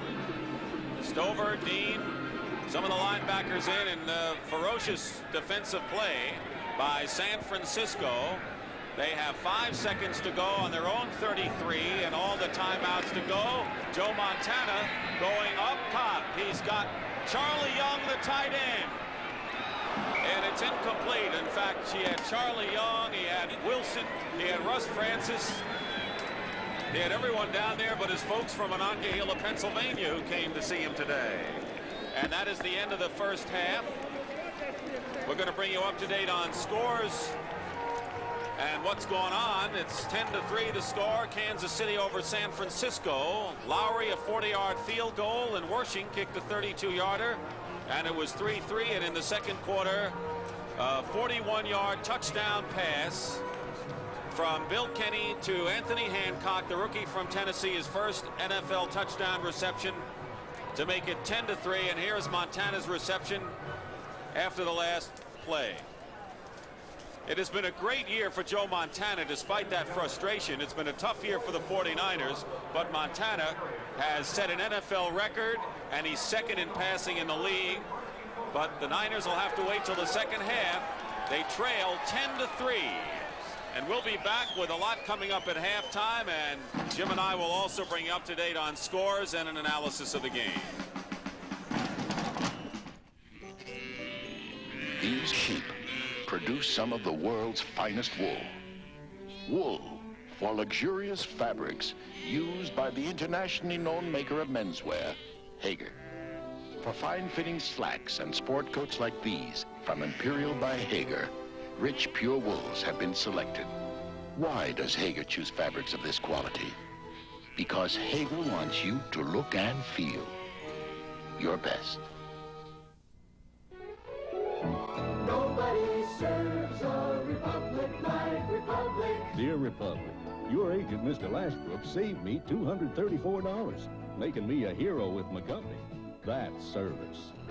Dear Republic, I've called reservations many times and always been treated with utmost courtesy and even a sense of humor. Nobody serves a republic like Republic.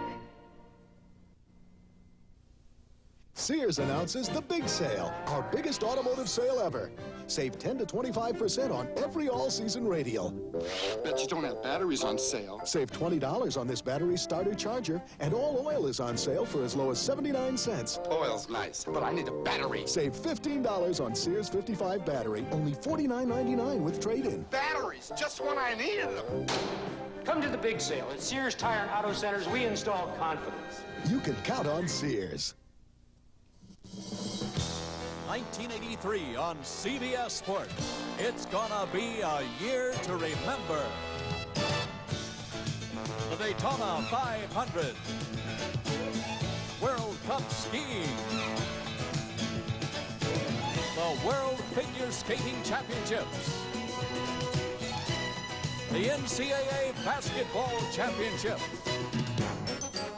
The Masters. The NBA Championship, the Belmont Stakes, the Pan Am Games, the U.S. Open Tennis Championships. 1983 on CBS Sports. It's gonna be a year to remember.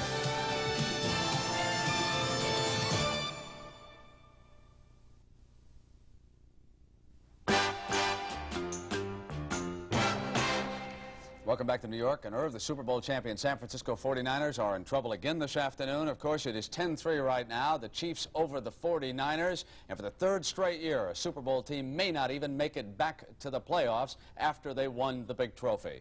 Meanwhile, the Cleveland Browns and Paul McDonald are ahead of Houston and Gifford Nielsen. Archie Manning out with a pulled hamstring. He will not play for the rest of the day. Cincinnati over Seattle right now, 14-3. They are in the second quarter of that AFC game.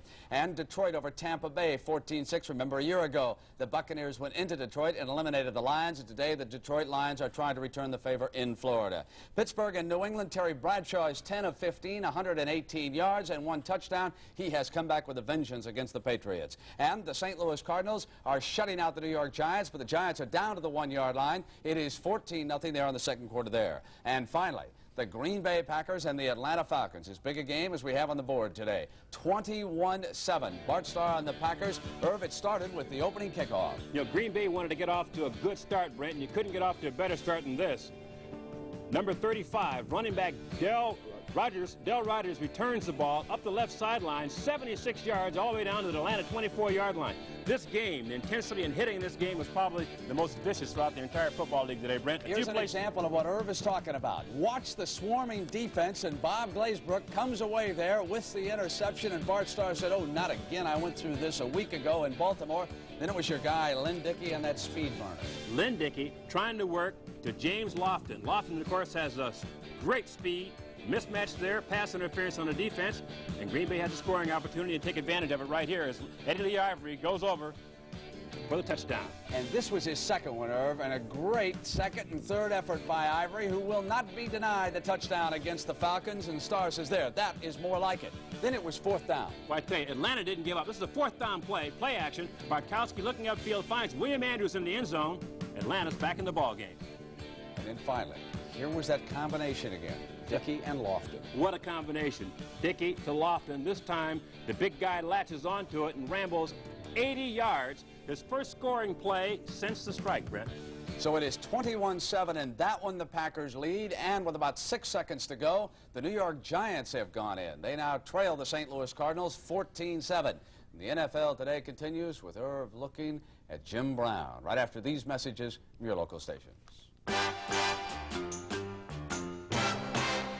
Sunday, What does Archie have against Billy's teacher?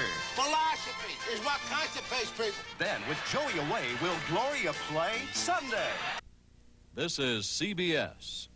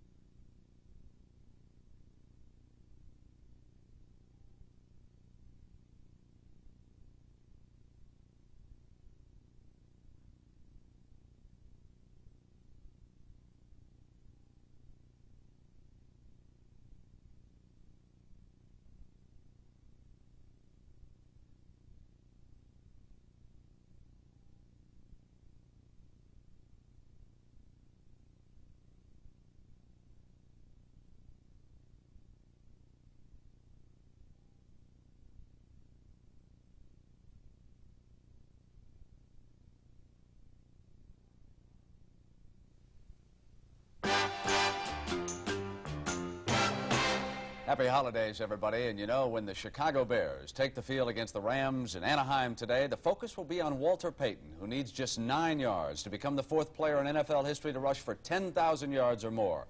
The first to reach that plateau was the man that many regard as the greatest runner ever to play pro football, Jim Brown. There is no doubt about his credentials as a legend of the game, and here is Irv Cross's profile of the Cleveland Brown running back who could do it all. There have been many superstars in pro football, but only one Superman, Jim Brown. Live from the Stardust Hotel in Las Vegas, it's the Stardust Line. Good evening, everybody. Stardust Line, Lee Pete and Jimmy Brown. And if I don't start saying Jimmy Brown and Lee Pete, I'm going to be in serious trouble. But we welcome you, the power of the He retired from pro football in 1965, although many thought he could have played at least 3 more seasons. Today, in addition to being an actor and a consultant to Motown, he spends his weekends here at the Stardust Hotel in Las Vegas, working as a co-host on a radio talk show about sports. And as always, when he asks Jim Brown a straight question, you get a straight answer. Good evening, the Stardust Line, Lee Pete and Jimmy Brown. You're on the air. Jim, were you the greatest? Irv, how simple can that be? I mean, is there really a doubt? Taking everything into consideration, Lee, I have to be number 1. If you don't believe him, then you just never saw him carry a football. The NFL Record Manual devotes several pages to Brown's career accomplishments. They include most yards rushing, most touchdowns scored, and most 100-yard games. But perhaps most impressive is this. In 9 professional seasons, he never missed a game, even though every NFL defense was out to get him. I remember a particular time when the New York Giants decided that they would hit me in the eyes. They would go after my eyes, and they would intimidate me and get me out of the game. So after the first couple of guys would hit me, the next guy would come with a forearm into the face mask. After about 5 or 6 or 10 of those, I couldn't see very well. And it's the first time I had to decide whether I was a coward or not. Fortunately, when I went back out there, I broke one for about 80 yards. And that took care of that. Jim Brown was more than a football player. He was a man of conviction, an outspoken critic of a system that made black athletes heroes on Sunday afternoons, but which denied them their basic civil rights. I was a superstar. 80,000 people would cheer. But I'm not just a big guy that want to carry a football. I have a mind. You know, I did graduate. I started businesses. I think. I feel. I'm sensitive. I'm perceptive. So I'm not going to ever be fulfilled as long as minorities in this country cannot fully enjoy the American way of life. It's the greatest way of life in the world. His concern for racial equality and his fierce pride were sometimes mistaken for hostility. But there was no mistaking his peerless skills as a ball carrier.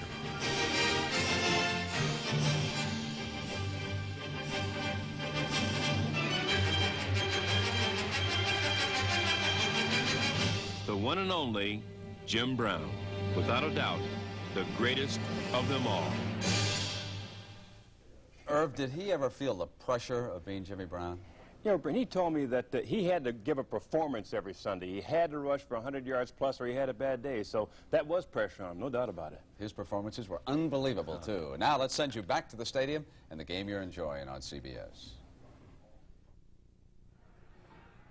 It's been that kind of a year for the San Francisco 49ers, and a team with an outstanding passing offense for Montana. Not that way in this game. Kansas City leading 10-3 at halftime, and going in as we set the battle between the fine passing offense of San Francisco, certainly the most prolific in the NFC, against the great defense of Kansas City. Against the pass, Kansas City certainly has dominated in that category, Jim. I think you brought up an excellent point earlier when we said that for Kansas City to win this game, their defense has to play well. They certainly have. They forced an interception, forced a fumble, which stopped San Francisco from driving down the field and going on in to score. San Francisco, I think, will probably start to throw the ball a little bit more in the second half. They tried to run, I should say, more than normal in the first quarter. They found out that didn't work when Joe Montana was a leading rusher, so you don't want your quarterback to be the leading rusher. As far as the Chiefs are concerned, just keep doing what they're doing. The defense has to continue to play well. For the second half, they have to remember that football is not a 30-minute game. It is a 60-minute game, and in order for the Chiefs to come on and win, they must play well in the second 30 minutes this afternoon. All right, we're going to show you the only touchdown of the game so far, and it was a dramatic score, particularly for a team that doesn't get many this way. Bill Kenny's touchdown pass to Anthony Hancock. And, of course, the big play was Hadnot making the tremendous block, picking up the blitz, throwing the ball into the end zone. Anthony Hancock beating Eric Wright on that side, going in, catching the ball right at the goal line, and in for the score. And for Anthony Hancock, the top draft choice out of Tennessee, his first NFL touchdown reception, and that's the margin right now, 10-3 the score in favor of the Kansas City Chiefs over San Francisco. And for Kansas City, their much maligned offensive line hasn't done that bad a job of protecting from Mr. Kenny. We'll see what happens in the second half in just a moment. It's a funny feeling when you're 17, just finished school and times are lean, don't have a job, don't know what to do, never learned a skill and you want to work too. Well, you know the services have the means to teach someone who's still in his teens. Army, Navy, Air Force, Marines, they'll take you, train you, show you the way. You'll work hard, get decent pay in the Army, Navy, Air Force, Marines. Serving your country's a real good start, helping pay for colleges and services part. Army, Navy, Air Force, Marines. Future in doubt, shed that lead. Join the services and get ahead in the Army, Navy, Air Force, Marines. It's a great place to start. John Hausman for the investment firm of Smith Barney. Is bigger better? Smith Barney has always believed in substance over size, a nimble mind, a watchful eye, and the ability to move swiftly. In a changing environment, it's a matter of brains, not brawn. Smith Barney, they make money the old-fashioned way. They earn it.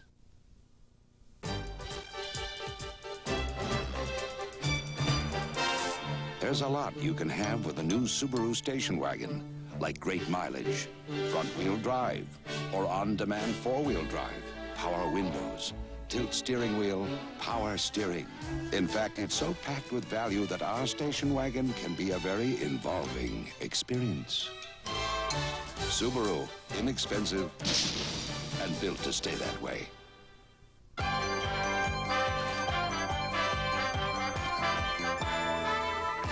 CBS Sports coverage of the National Football League is sponsored by Budweiser Light, with a clean, distinctive taste worthy of the king of beers. Subaru, inexpensive and built to stay that way. And by Atari, makers of home video games and home video game systems for fun everyone can share.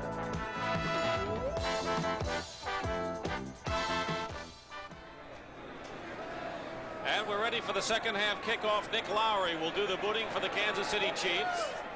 Deep for San Francisco, Dana McLemore and Amos Lawrence. 10-3, Kansas City leading San Francisco, and we're underway for the second half, and it's McLemore at the 11-yard line. McLemore, the rookie, breaks a couple of tackles, and he's finally down at the 31-yard line. And making the play was Herb Christopher, a safety. So Dana McLemore, who made the team a special teams athlete and winds up to be pretty good in the secondary as well. And there was Christopher who made the stop. And so it'll be 1st and 10 for San Francisco at the 36-yard line. 49ers were outgained in the first half.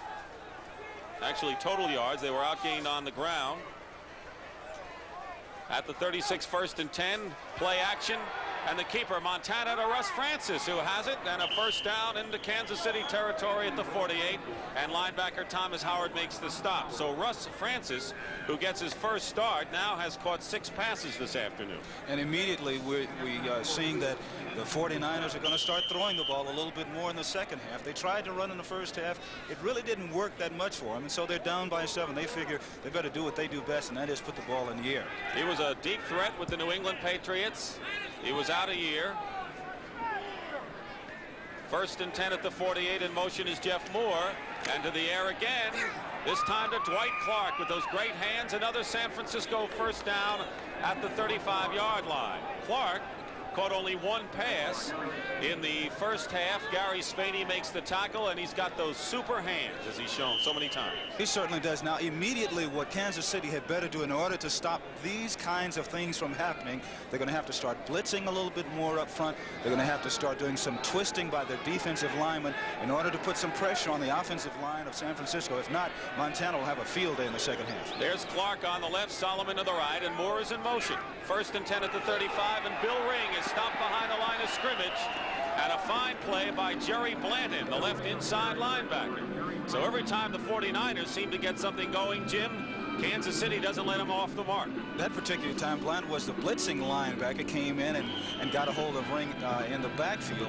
But once again, this is what Kansas City has to do. Sometimes we continue to talk about these things, but it's very, very simple. If they're going to stay in this game and win, then they must continue to have fine performances from their defense. Derwin Rockmore, number 38, is a nickel back, and Don Parrish, 61, is a 4th down lineman for Kansas City. 2nd and 11, and a deep drop for Montana, and he finds Earl Cooper. And Cooper diving forward to the 27-yard line. Thomas Howard holds on. Earl Cooper started the season as the running back, and a good receiver he is. Lost his starting role to Bill Ring, but the best thing he does is what we just saw him do: catch passes coming out of the backfield. Coming out of the backfield, exactly so. And so much of the 49er offensive attack, passing-wise, is on timing. And unless you can disrupt that, then they're going to just march right down the field like they're trying to do now. It's 3rd and 2 for the Niners at the 27. Charlie Young and Russ Francis are dual tight ends. In motion, Freddie Solomon. And play action pass. Going up on top, and no one is there except defensive back Gary Green. Freddie Solomon was the intended receiver, and he was nowhere near the football. Well, the Chiefs then did an excellent job of covering in the secondaries. Solomon and Russ Francis running a crossing pattern. Francis going from inside out, Solomon from outside in. And what happened was that the Chiefs just happened to be in one of those defenses, a zone defense, where they were in perfect position. So Ray Wersching is in the game to try to bring the 49ers closer. He hit on a 32-yard field goal, his only attempt in the first half. Montana holding. This will be a 44-yard attempt. And this kick is long enough, and this kick is good. So Ray Wersching has added his 2nd field goal of the ball game, and with 12:04 remaining in the 3rd quarter, the score now: Kansas City 10-6 for San Francisco. Born of tradition, nurtured by pride. Budweiser Light, with a clean, distinctive taste. A light beer worthy of the king of beers. Bring out your best. Bring out your best. The best never comes easy. Budweiser. Budweiser Light. That's why there's nothing else like it. Budweiser Light.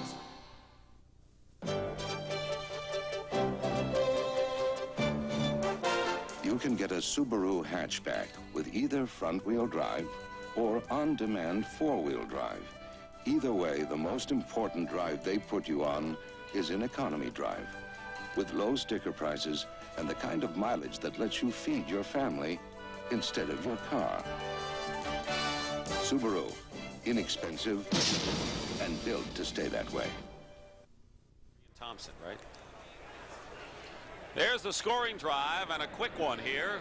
Those quick passes that Joe Montana made renowned last year in the 49ers Super Bowl victory. Ray Wersching, who has kicked the 44-yard field goal to make it 10-6, will be kicking off. The deep man is Anthony Hancock at the goal line. There he is, and he's got some help.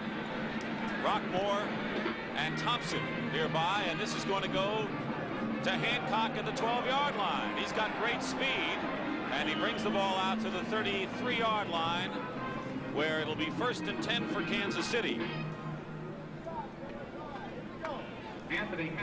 Terry Beeson makes the tackle. Next week, NFL doubleheader on CBS. The first game, the St. Louis Cardinals against the Washington Redskins.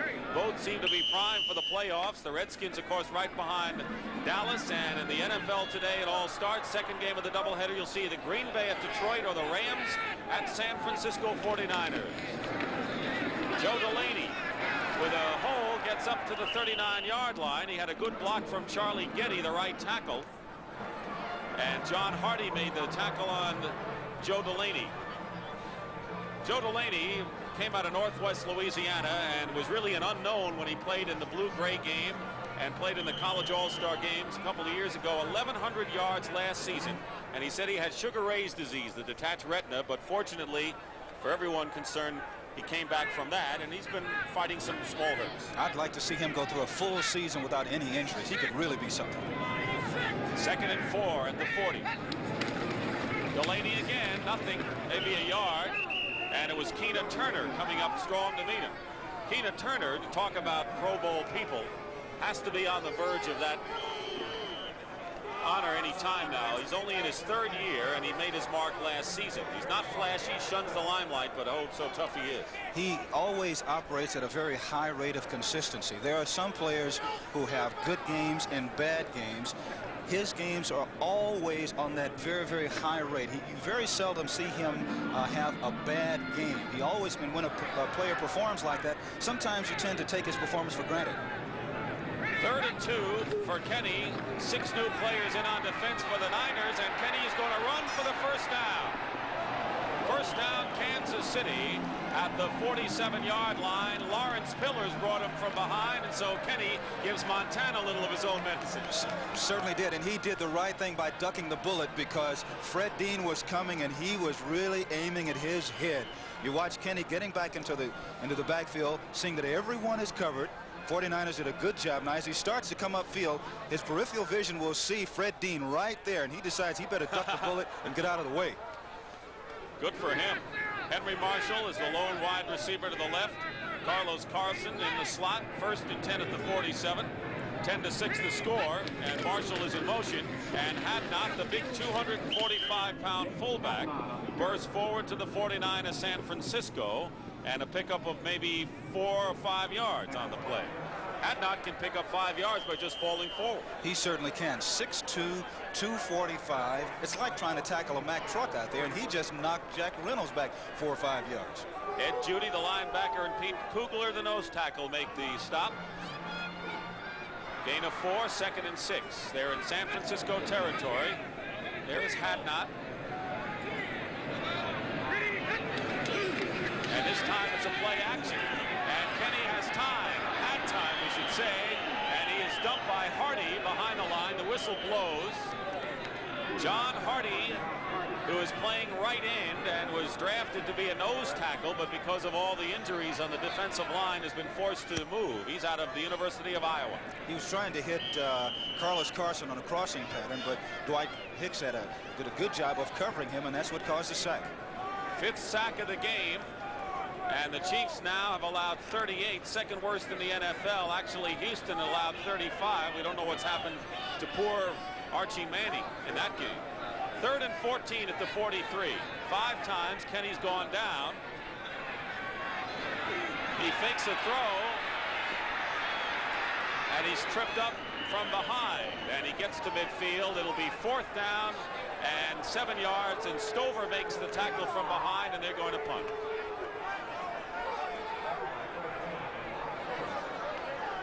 It'll be 4th and 7. And Jeff Gossett is in to kick. There's Gossett. Freddie Solomon is back for the 49ers at the 10.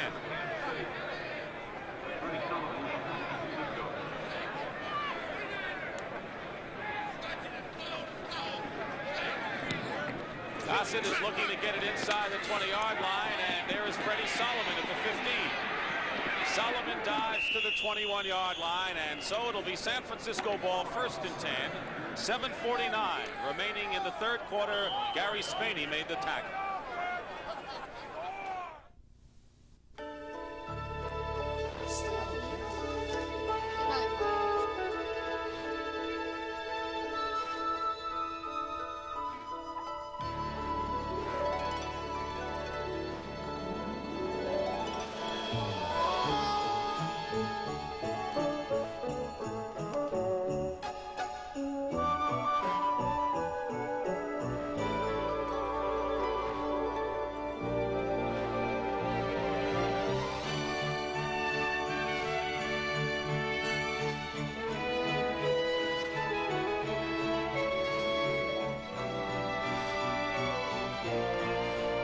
Only from Atari. Made especially for systems from Atari. The video game that lets you help E.T. get home. Just in time for Christmas. Happy holidays from Atari. Gary Spaney, the fine linebacker for the Chiefs, was shaken up and has just come off the field. Meanwhile, the 49ers, trailing 10-6, have it 1st and 10 on their own 22-yard line. Dick Stockton and Jim Hill here at Arrowhead Stadium. Mike Wilson, number 85, Russ Francis. They have a bunch of receivers with Moore and Ring going out for passes. Wilson, and almost intercepted by Burris. Lloyd Burris almost intercepted that, and he would have had an easy 15-yard touchdown scamper. He played that one perfectly, and he's had a pretty good game this afternoon himself. He's blocked a punt, almost coming up with an interception here. He's been on numerous tackles throughout the course of the afternoon. And this is what we were talking about disrupting the timing of the 49ers, because their passing attack is basically timing. If you're able to move those or bump those wide receivers around a little bit, you can come up with a big play like that. It'll be 2nd and 10 at the 22. Rockmore is a nickel back for Kansas City. Montana trying to move the ball again. Up the middle, it's tipped by Charles Jackson, the linebacker. The pass was intended for Mike Wilson. So now what the Niners are doing, they're sending everyone out on passing plays reminiscent of the old Oakland Raiders with Kenny Stabler when he had everyone go out. And of course, this can really serve to hurt you when you go from one extreme to the other. I mean, we aren't even, we're just about halfway through the 3rd period now. They're only down 10-6, and when you go to this extreme, it can lead to a big turnover, an interception by the Chiefs, which is what they're looking for now. These teams have not played all that often. This is the 3rd game of the series. The 49ers won here at Arrowhead, and the Chiefs won in San Francisco. 3rd and 10 at the 22.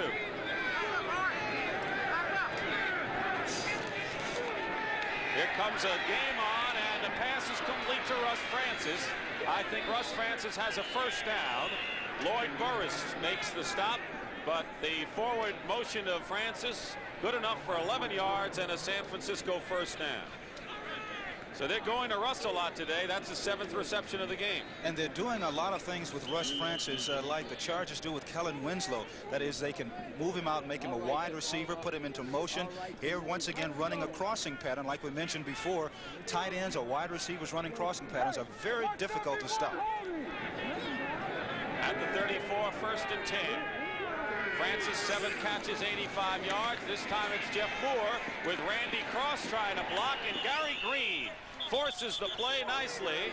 Gary Green came in and just fought through the blockers and did not allow Jeff Moore to get any running room. Of course, the 49er running backs have not had much running room this year, Jim. That's right, and the running backs that they started out with at the beginning of the year were hurt, and they were about average. So when you lose your average people as starters, gets down towards the tail end of the season, you're using other people, you're really hurting, and that's what their running attack is right now. It's really hurting. Well, Ricky Patton, who was their leading rusher last year, was cut before the season started and was just signed a couple of weeks ago. Less than that. 2nd and 10 at the 34. Under 7 minutes to go in the third quarter. Bill Ring goes in motion. And Ring is the receiver, and Eric Harris can't make the tackle, and Bill Ring gets past Eric Harris, and it's Charles Jackson that knocks him out of bounds, but not before the 49ers have a first down short of midfield. And I admire Bill Ring. He was with the Pittsburgh Steelers shortly, and he came under the wing of Rocky Blyer, who represented him as a 14-yard pickup. And this guy can really scamper. He gets tough yards, and while he doesn't have good speed, I think he epitomizes a lot of the hustle that this club had last year. Just a tough, hard-nosed football player. At the 49, 1st and 10 49ers. Mike Wilson is wide right, and Ring with the tough yards dives forward and picks up close to 5. Right up the middle, it was Blanton and Spaney, the inside linebackers, that finally stopped the Express. Not a big guy, 5'10", only 215 pounds. From Belmont, California, which is right near where the 49ers train, so he's a local hero in the Bay Area.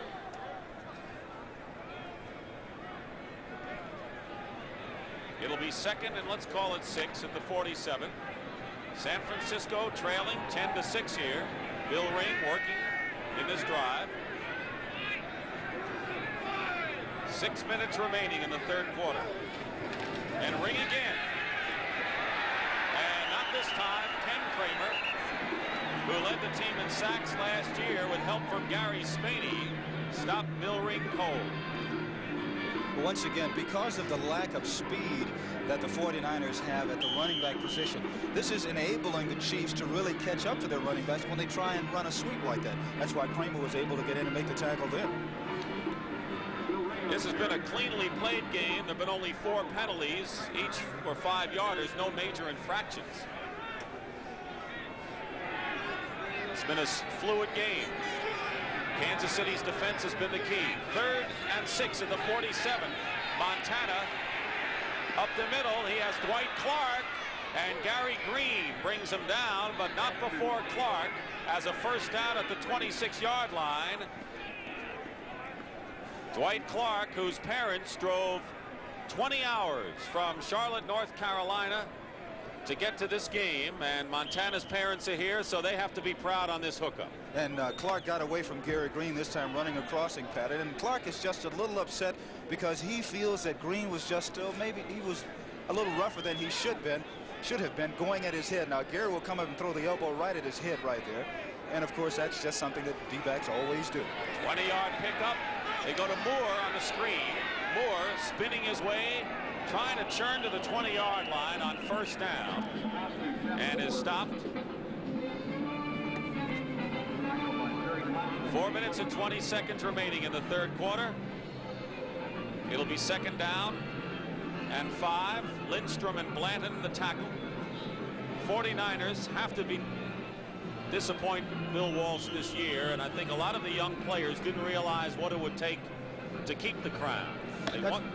That's exactly right. They came back this year. I think some of them had the big heads, so to speak, and the people that had the big heads were the ones that were at vital positions, the skill positions, defensive backs, wide receivers, and they found out that you just can't come back and think that everybody's going to roll over for you. Injuries have been a factor, but that's not the whole story. 2nd and 5 at the 22. 3:40 to go. Montana trying to put his team in front. He's being chased. And out of bounds. And let's see if they call a late hit out of bounds. An official went sprawling. Thomas Howard drove Montana out of there. No flag down. Jerry Seaman took a header along with Howard and Montana. Now we'll be able to see if it is a late hit or if they were trying to hold each other up or if they were just slipping going out of bounds. No. There was no late hit. Let's see if we can play it.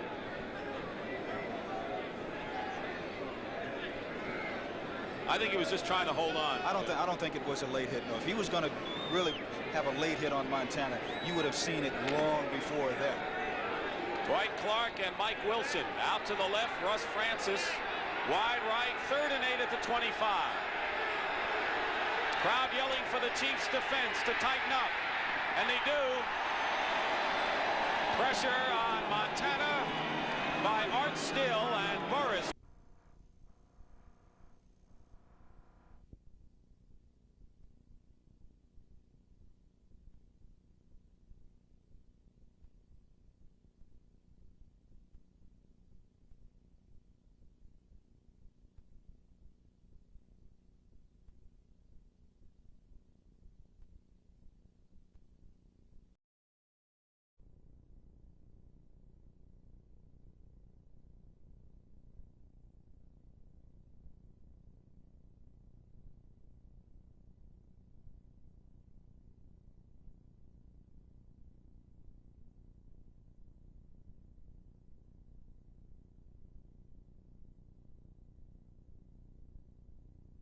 For them to have Art Still to come out and to play the way that he has this afternoon, that's one of the reasons why they're leading, because he's had an outstanding day.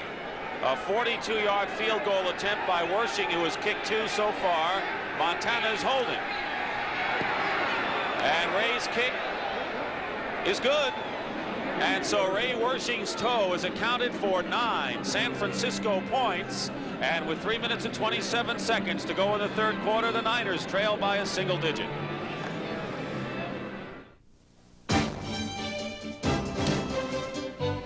This amazing innovation from Subaru overcomes 2 problems: bad weather and the hassle of shifting gears. It combines the extra measure of safety and traction of on-demand 4-wheel drive with the ease of an automatic transmission. Now there's 4-wheel drive anybody can drive. Subaru, inexpensive and built to stay that way. This Bud's for everyone who's ready for the action when the whistle blows.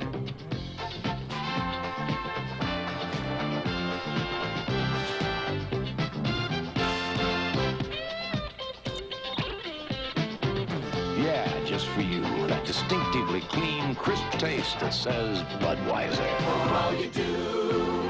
This Bud's for you.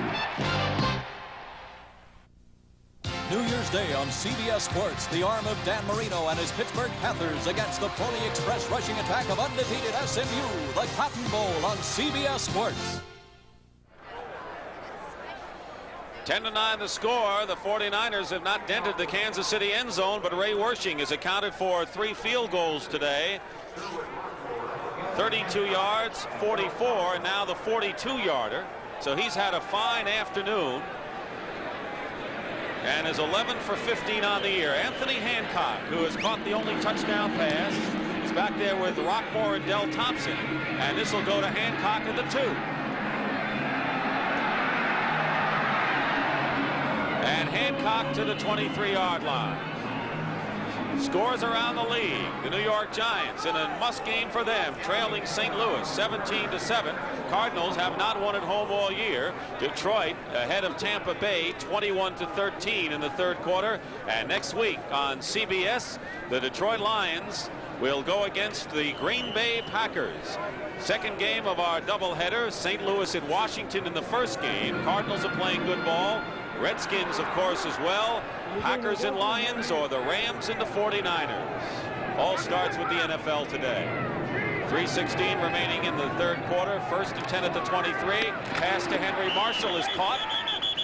Short of a first down. They're at the 31-yard line, and Tim Collier defends. Collier, by the way, is a former Kansas City Chief. He was a 9th-round draft pick back in '76 before he was traded to the Cardinals, and then the Niners picked him up as a free agent. And he also wants to prove that the Chiefs made a mistake in letting him go. But he came up, did a good job on Henry Marshall. And once again, we have to talk about the size of Marshall and his speed. That's what makes him such a fine receiver.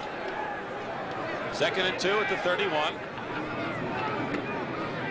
Inside handoff to Hadnot, and Hadnot has stopped cold. So it'll be 3rd and 2, and Pete Kugler from Penn State, number 67, was right there. Kugler, by the way, was a lineman who played both ways at Penn State. He replaced Matt Millen as a defensive tackle at college. Also came in when Bruce Clark was out, so he replaced some important people. Kugler, 255 pounds, had a sprained neck, didn't play against the Falcons. 3rd and call it a yard and a half. 2 minutes to go in the 3rd quarter, and Henry Marshall, 89, in motion, and pressure on Kenny. He's going for Carson, who can't hold on to the ball. And Ronnie Lott played Carson well, got his hands in there and got the ball away when Carson appeared to have beaten him. Ball just off Carson's hand, and Ronnie Lott, who had such a great year as a rookie last season, is one of the few people in the secondary who is still playing well this year. The ball coming down, you see it hit right in Carson's hand, and then Ronnie Lott looking at Carson, realizing that the ball is there, sticks his hand up, and knocks it down. Former basketball player as well as football at USC, Ronnie Lott knows how to use the hands. So Jeff Gossett will punt on 4th down, and Freddie Solomon is back. Good punt by Gossett. Solomon at the 25, looking for room, and he's got none. Stopped in his tracks at the 27-yard line, and fine play by Al Steinfeld from CW Post College. We'll be back. It's so easy to catch someone's eye, and so easy to lose it. It's so easy to get their attention, and so easy to lose it. Why let the itch of dandruff be what they notice when it's so easy to control with Head & Shoulders? Head & Shoulders leaves your hair soft, shiny, captivatingly clean. Lose that itch and keep their attention with Head & Shoulders. It's so easy. After an afternoon of this, you're not just tired, you're exhausted. That's why one thing waiting for every player in the NFL is Coast Deodorant Soap. With its stimulating scent and lather that feels terrific, Coast refreshes you and restores you and picks you up in a way no other soap can. And if Coast can help after this, imagine how it can make you feel after a day in the office. No tired is too tired for Coast. There's Al Steinfeld, who had a tryout with the Eagles last year out of CW Post College in Long Island, and our director, Bob Dunphy, went to summer school there. Of course, he went to undergraduate at Notre Dame, and I don't know why he had to go to CW Post in the summer, but that's something we'll find out later. 1st and 10, Joe Montana on the run, and Freddie Solomon is hit hard by Gary Green, incomplete pass. Freddie Solomon is really an unhappy man these days because all he hears from Bill Walsh is that Ronaldo Nehemiah is our wide receiver of the future, and that means that Solomon could be the odd man out. And in the back of his mind, you know, people in the National Football League hate to have you talk about others at their position who will be there in the future. They feel like they're playing head games with him right now. They haven't been throwing the ball to him that much, so consequently his performance is on the downside this year. He'll be a bridegroom on Tuesday. Gary Green, 2nd and 10 at the 28. Montana with his familiar rollout drills it to Dwight Clark, who can't hold on.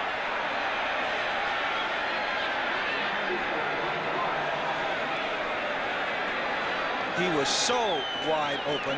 I think he tried to run a little bit before he had the ball really in his hands. And sometimes these are the toughest ones to catch, Dick. You're wide open. Gary Green is off him quite a bit. Montana pulls up and spots Clark open, wide open. There's no one within 5 or 6 yards of him. You see he's turned his head right there, and that's why he dropped it.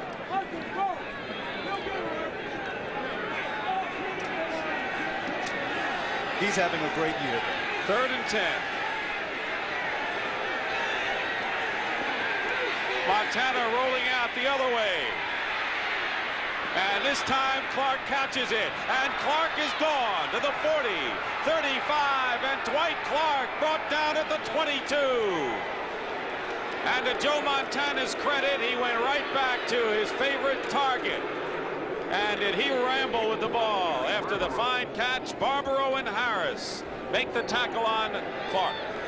We're talking about Dwight Clark having a great year, running a crossing pattern. Now, the great sign of a good receiver is he sees his quarterback in trouble. His quarterback starts to come back. He stops his original pattern, comes back, gets away from Barbaro, gets away from Gary Green, moves the ball down to great field position for the 49ers at the Chiefs' 22-yard line. Just a great run after he caught the pass. A big gainer by Dwight Clark. 57 yards. First and 10 at the 21 for the Niners. And Moore, with a blocker in front of him, battles his way to the 15, picks up close to 6 yards on the carry. Charles Jackson makes the stop. Bill Ring, the fullback, at 2:15, really set the good block for Jeff Moore. Paid attendance here at Arrowhead Stadium is 24,319. They had 9,800 no-shows. And when the season started, you looked at the schedule, and this would have been the last game of the regular season. You look at San Francisco at Kansas City, and the Chiefs people had to say, oh, this is terrific. We're going to have a full house for the defending Super Bowl champs. We almost made the playoffs last year. Should be a great game. But then this has been a strange season indeed. Third quarter is over. We'll be back. Oh, Popeye! See my 1983 Toyota Corolla. It looks the same as Kozlowski. But it's not. The new 1983 Corolla may look the same as last year. But it's not. The 83 Corolla has a new engine that's lighter and gets 18% better gas mileage. And a new suspension that rides real smooth. And look at this fabulous new interior. The new 1983 Toyota Corolla. It looks the same. But it's not.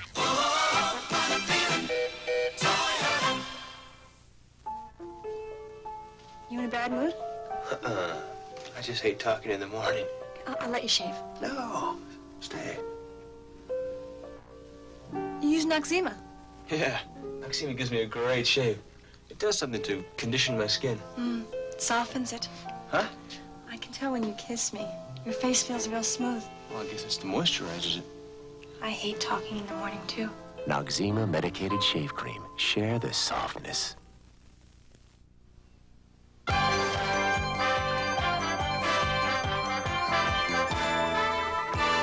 CBS Sports coverage of the National Football League is sponsored by the wine cellars of Ernest and Julio Gallo.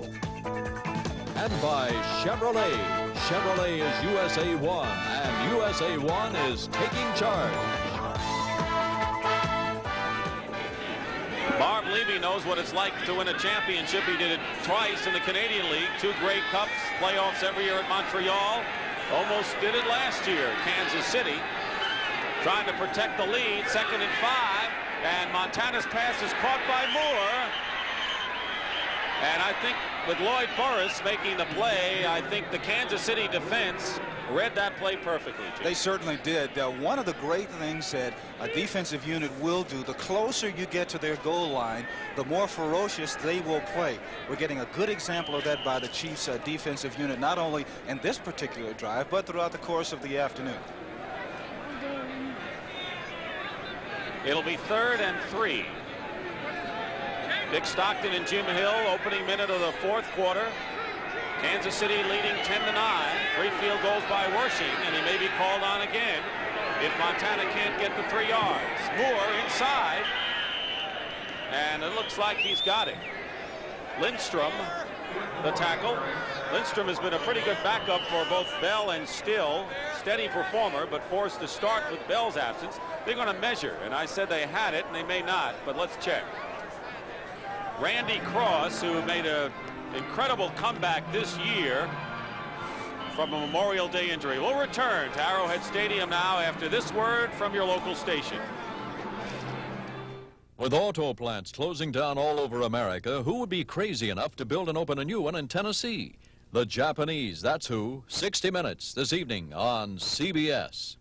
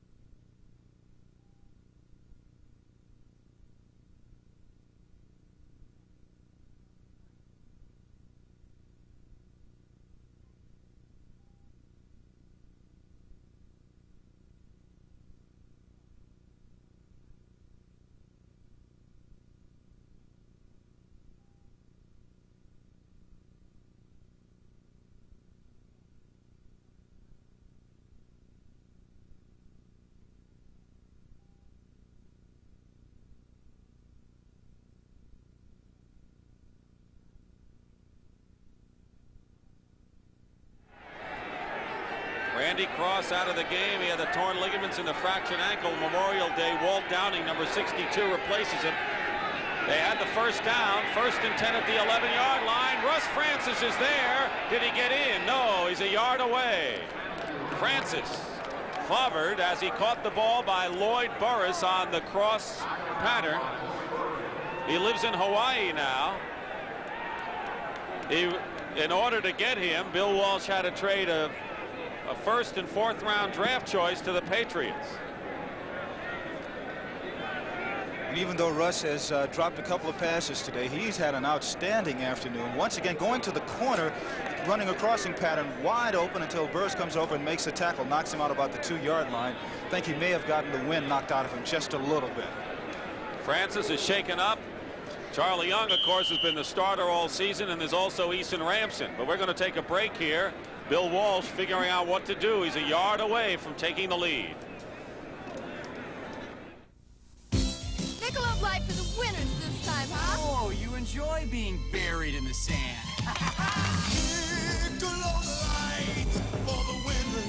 Would good friends really play this hard for a beer? Well, it is Michelob Light, the rich, smooth taste you can compare to any beer you like. Michelob Lights for the winners. The sea, the sun, the sand. The check. The check. If your boss said you could pick any new typewriter, what would you choose? IBM. IBM. IBM. IBM. Every year, there are more and more typewriters to choose from. But which one is still preferred most? IBM. If you could have anything you want right on your desk, what would you choose? A raise.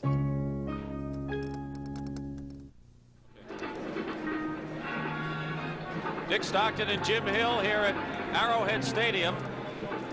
A lot of empty seats, but they're seeing a close ball game, and they're seeing the Kansas City Chiefs play a rock'em sock'em defensive game. But the 49ers nibbling away, a yard away from taking the lead. And there's Bob McKittrick. How can he wear that short sleeve shirt?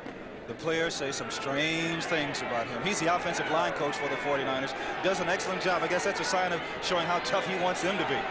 2nd and 1. And Moore hurdles over. Did not make it. It'll be 3rd down. When you get this close and you have a quarterback like Montana, you can do a lot of things. You can sprint. You can do the old keeper play. And considering the problems they've had at running back, they really don't have the big back to bang it in. That's right. And also from a defensive standpoint, you look for the Chiefs in the secondary or from one of their linebackers to come up with a very big play, because their down linemen, defensive linemen, are going to be right down on the turf trying to submarine everyone. They got a 1st down, though. They needed just a little bit for a 1st down, so it's 1st and goal. That's how close they are to the end zone. And here is Jeff Moore, who's in for the touchdown. And the 49ers take the lead. Jeff Moore with his 4th touchdown rushing of the year, and that gives him 8 for the season, and a block by Eason Ramson. Watch number 80. He made the key block for Moore to score. Out of the I formation, Moore starts up the middle of the field, and watch, he breaks it off, cuts back to the outside, gets away from Green, breaks a couple of tacklers, and gets on into the end zone. That was a good job of running by Moore.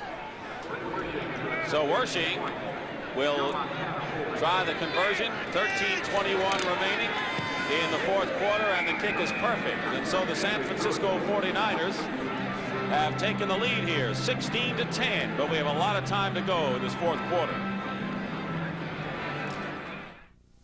Only one truck can be America's lowest price truck. It's Mazda's B2000 Sundowner, and that $57.95 price includes standard features Datsun and Toyota don't even offer on their economy trucks, like a 5-speed, steel-belted radials, tinted glass, full carpeting, and Mazda B2000 Sundowner even gets better gas mileage. Only Mazda's got a truck for just $57.95. When I'm not on the typewriter, I'm on the phone. I'm either writing about the sea or seeing about my writing. hurrying for a deadline, or a phone line. This helps a lot with the calling card from Bell. It makes calling faster, easier, cheaper, and there's no charge for the card. If you're on the phone a lot, it helps a lot. To order, call your telephone business office. I use it everywhere I go. Well, almost everywhere. New Year's Day on CBS Sports, the arm of Dan Marino and his Pittsburgh Panthers against the Pony Express rushing attack of undefeated SMU, the Cotton Bowl on CBS Sports. What a matchup New Year's Day. The Cotton Bowl on CBS, the Pitt Panthers in that great matchup and hookup, Dan Marino and Julius Dawkins throwing. And on the other side, the SMU Mustangs, the Mustang Express. I don't think you'll find a better combination of running backs in the country in the same backfield as Craig James and Anthony Dickerson. Those are two good ones. The Cotton Bowl New Year's Day. It all starts 1:30 Eastern on CBS Sports. Ray Wersching, who has accounted for 3 field goals and a conversion, will kick off for the 49ers, who lead for the first time in the game, 16-10. Anthony Hancock at the 6-yard line, trying to get some running room, but can't as he's dropped at the 22-yard line. Chiefs go on offense. Milton McCall makes the stop. Coming up next, the Philadelphia Eagles. What would make them their season a victory over the Cowboys at Texas Stadium? Very simple. You know, as you mentioned before, Dick Vermeil is going to have his squad up. Ron Jaworski obviously is going to put the ball in the air. He'll be looking for Harold Carmichael. Wilbert Montgomery hopes to have another good game on the ground. So that is always a tough ball game for both squads. And Danny White and his bevy of receivers, including Butch Johnson with the California Quake, Tony Dorsett. They've got a lot of people on offense, that team. Dallas Cowboys and the Eagles. Carson makes a terrific catch from a Kenny Bullitt and a first down short of the 40-yard line. Dwight Hicks the hit on Carlos Carson, but you have to be an outstanding receiver to make this catch. The reason for this is watch Tim Colley, number 47. He's holding him. The ball is in the air right now. Could have easily been called pass interference. Carson does a great job of concentrating, watching the ball, picking up enough yardage for the first down. That's a great catch. Third reception of the game for Carson. Hancock has caught 2, including a touchdown. Marshall 3. Kenny spreading it around. 1st and 10 at the 39 for the Chiefs.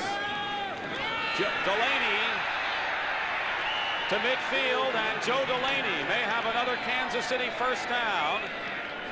Delaney's now carried 7 times for 34 yards. An 11-yard pickup for Joe.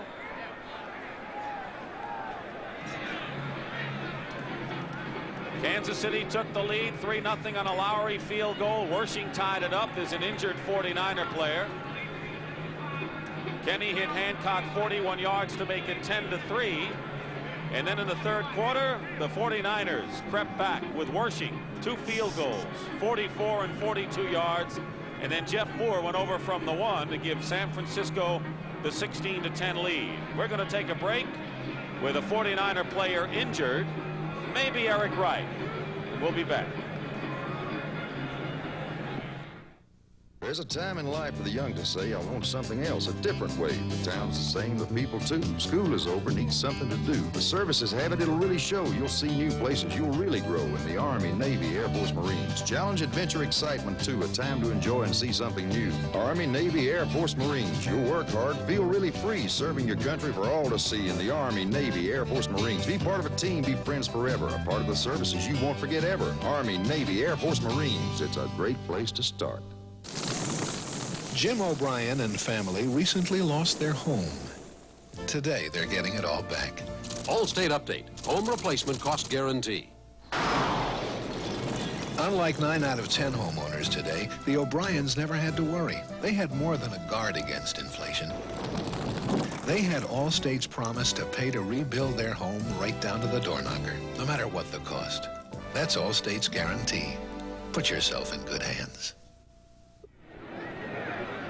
Not Eric Wright. Ed Judy is shaken up, and he goes out of the ball game as the 49ers. It's like Grand Central Station.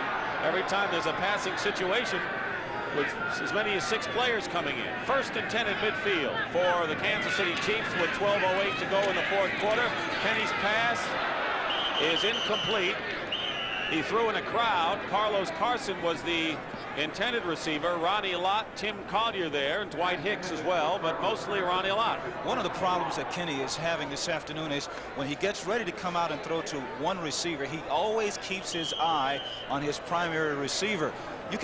A lot of times you can get people hurt. You can get an interception. Joe Delaney was coming out of the backfield, was wide open, didn't have anyone around him for some 8 or 9 yards. This time Marshall is wide right, Carson to the left, 2nd and 10. 16-10, the 49ers lead, and they're protecting against the deep pass, and Kenny drills it, and this one is dropped by Carson or ticked away. We'll wait and see. He was covered by Tim Collier. 49ers defending, but Carlos Carson the target there, and I'll tell you, Kenny is drilling those passes. He certainly is, and this is another thing that quarterbacks have to make an adjustment in this kind of weather. Certainly some of the wide receivers are wearing gloves, and there are different thoughts on maybe they should or should not wear gloves. But quarterbacks have to make that adjustment and adding a little finer touch to the pass when you throw in the colder weather, because the ball is hard and tougher to catch.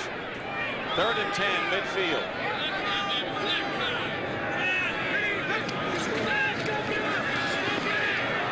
Kenny tried to go to Henry Marshall, but threw it behind him. It'll be 4th down, and so the consistency lacking there. Lynn Thomas, among others, defending on the play, and it's 4th down, and coming into punt will be Jeff Gossett. So Kenny, who's clicked on a couple of big pass plays, and this is the Kansas City problem. No one has really taken hold of the quarterback position, Steve Fuller or Bill Kenny, and we can begin to speculate on what the Chiefs might do to improve themselves. Meanwhile, Freddie Solomon is deep, and Gossett will kick. With nearly 12 minutes to go in this game, the 49ers will go on offense again, and this kick bounces into the end zone for a touchback. The 49ers will take it out at the 20 when we come back to Arrowhead Stadium in just a moment. Only one truck can be America's lowest price truck. It's Mazda's B2000 Sundowner, and that $57.95 price includes standard features Datsun and Toyota don't even offer on their economy trucks, like a 5-speed, steel-belted radials, tinted glass, full carpeting, and Mazda B2000 Sundowner even gets better gas mileage. Only Mazda's got a truck for just $57.95.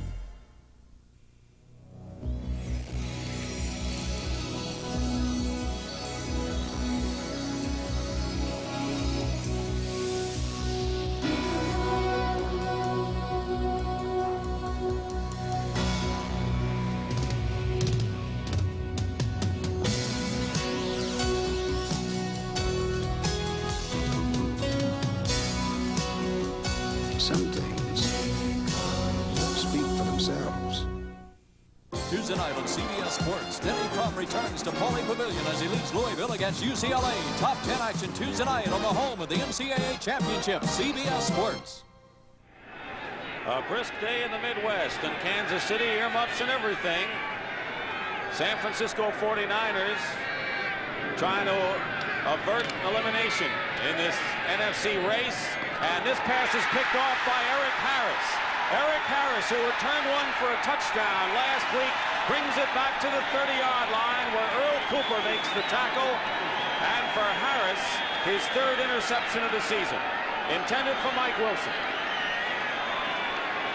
Montana was going for Wilson, and it backfired. Just a good play on the part of Harris, number 44.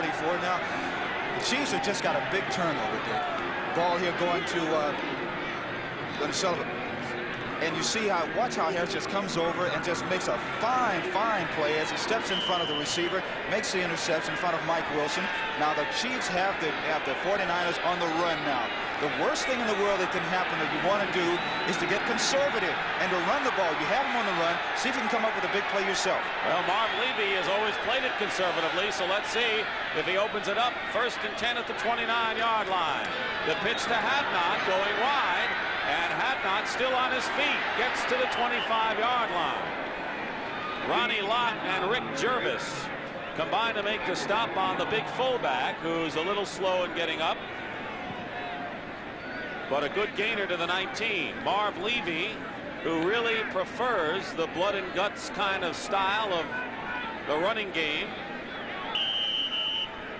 He wants timeout because Hadnot is hurt. Now, I heard him yell for time, and Hadnot goes out of the ball game. Billy Jackson should replace him, number 43. He doesn't. It's Clark Gaines, number 21, the former New York Jet. 2nd and 5 at the 24. Delaney cutting inside, finds an opening and gets inside the 20, and another first down for Kansas City. Joe Delaney stopped by Bob Horn and Jim Stuckey, the defensive left end. That was a nice little misdirection play. You always want to do something just a little bit different, something out of the ordinary after a big turnover, and you can't find a better person in the backfield for the Chiefs to do something like that with than Delaney. He has the speed. He's shown signs of true brilliance this afternoon, even though he does not have a lot of yards rushing. There have been times when he's picked up 6, 7, 8 yards at a pop, and he's done it with very little ease. The measurement, and if they didn't make it, they didn't make it by much. Let's see what the angle shows. It's about an inch or less on 2nd down, which is really a great quarterback down, isn't it? It certainly is. You can afford to play with 1 down in this particular situation. And by play, I'm talking about you can have a play action pass where, you know, you try and draw the secondary up close. But the Chiefs, like we said before, their history has always been run in situations like this. 3rd down, 3rd and 1.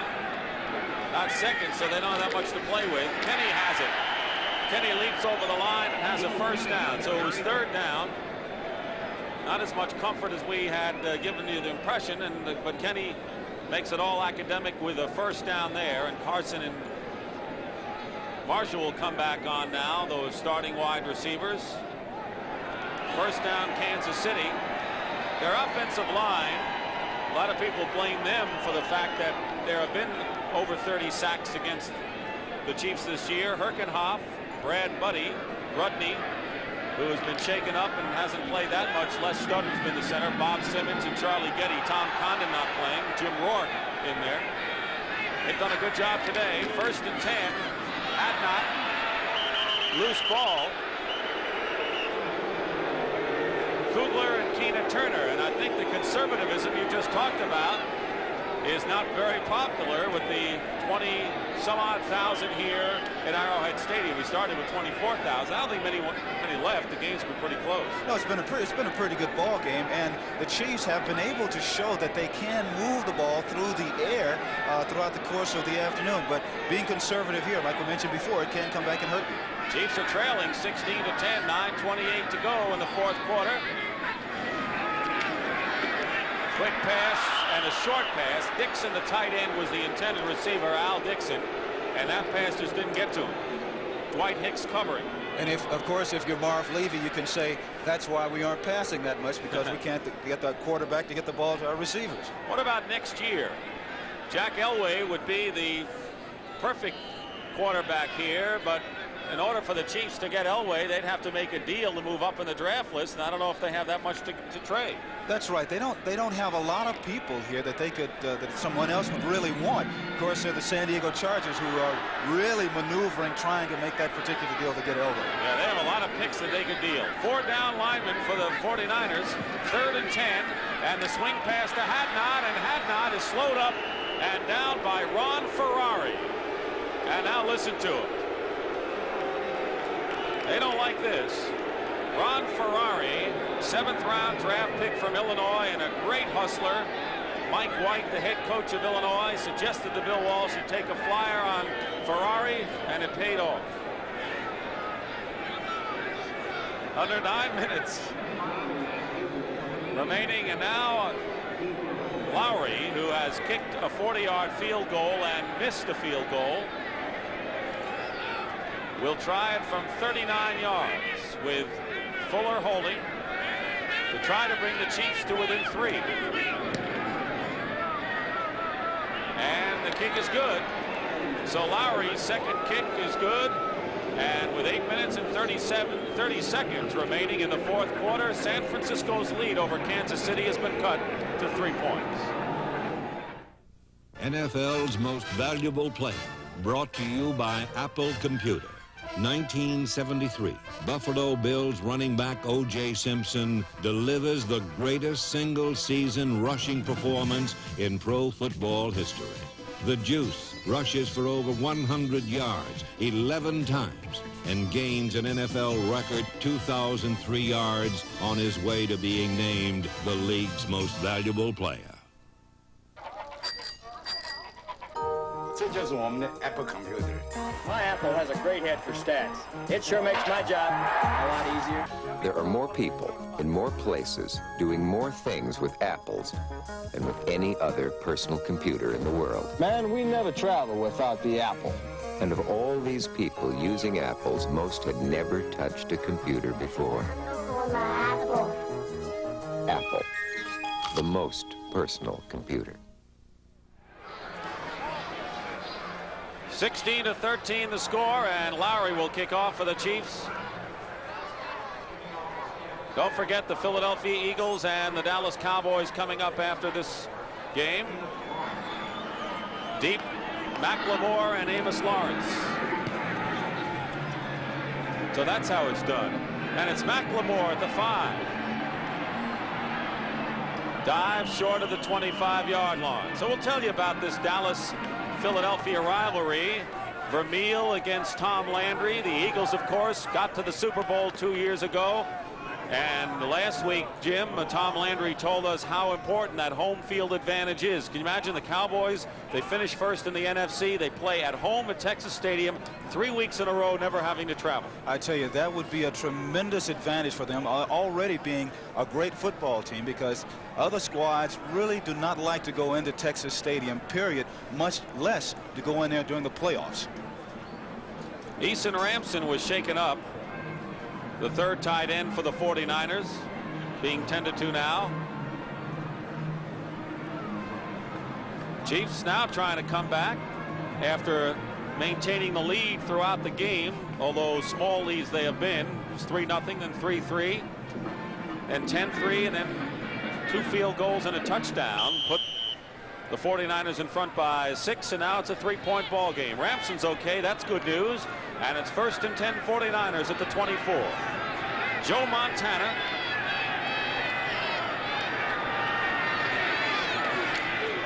Moore.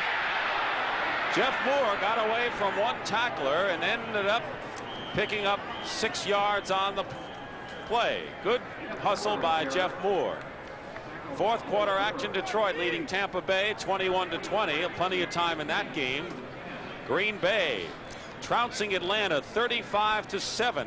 The Packers have been in a slump lately, but they've obviously come out of it today against the Falcons, who've been red hot. Fourth quarter in that game in Atlanta, and next Sunday it'll be the Packers against the Lions at the Silverdome in Pontiac. The Cardinals in front of the Giants 17-7. St. Louis heading for the playoffs. Jim Hannafin got his contract extended, and it's a good thing.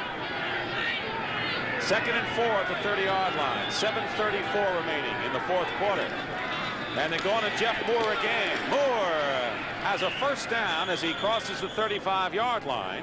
And making the tackle is Gary Spaney, who went to college at Kansas State, not far from here at Manhattan. But Moore has been the key man in the backfield. And you're right, what you pointed out at the top, Jim Hill, that the 49ers have indeed run more in this game than they have in recent contests. And it looks like right now they're going to go back to that basic running game. When they came out at the beginning of the second half, they were behind. They had to catch up and try and get the lead right away.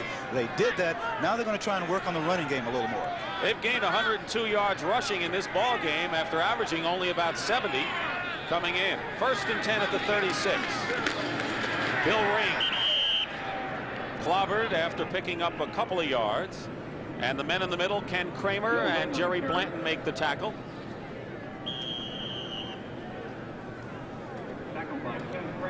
It'll be 2nd down, and let's call it 8. Kansas City defense, an intimidating defense, a little shaky for the first 3 games after the strike, but they've settled down. And once again, you got to credit that secondary. Not so much the pressure on the quarterback, because quarterbacks have had time to throw against the Chiefs. They've had to do a good job covering.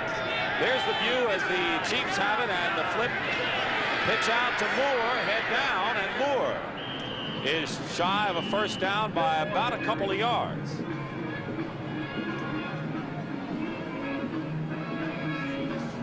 It'll be third down. Art Still and Gary Green the tackle.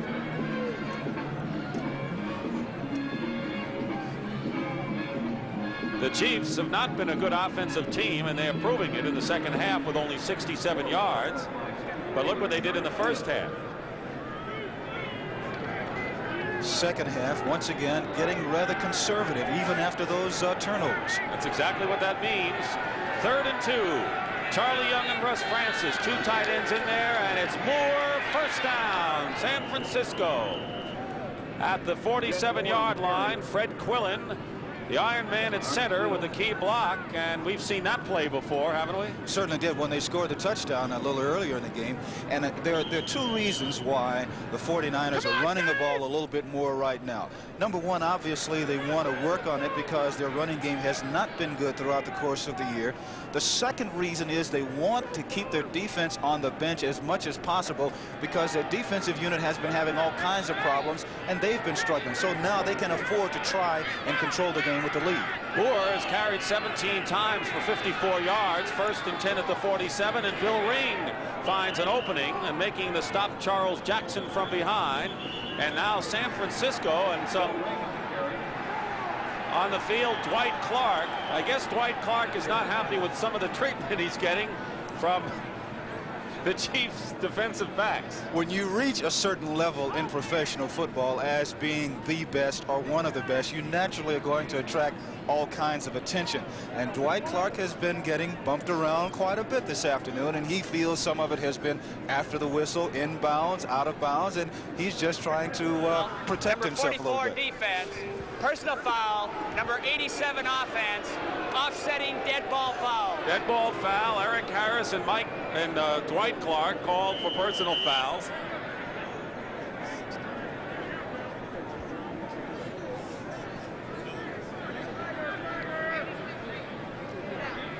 It'll be 2nd and 3, and Moore goes out of the ball game. 2 tight ends should be in there now, Charlie Young and Russ Francis, and splitting left is Clark and Solomon right. 2nd and 3 at the 46. Sprinting out is Montana, and he's going to run for it. He has the first down. Penalty flag is down. Things are heating up a bit here in the chill of the afternoon in Kansas City. 2 flags actually were thrown, one at either side of the field. Both sides of the field. We may have an offsides one way, and that may be against San Francisco, and a personal foul against Kansas City. Now we'll decipher it all.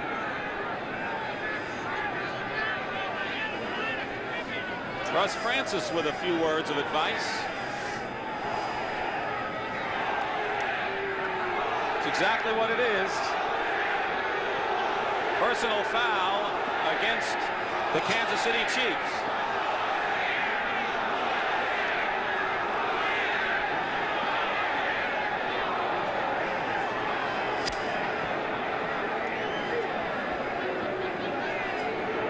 Seaman marks it off.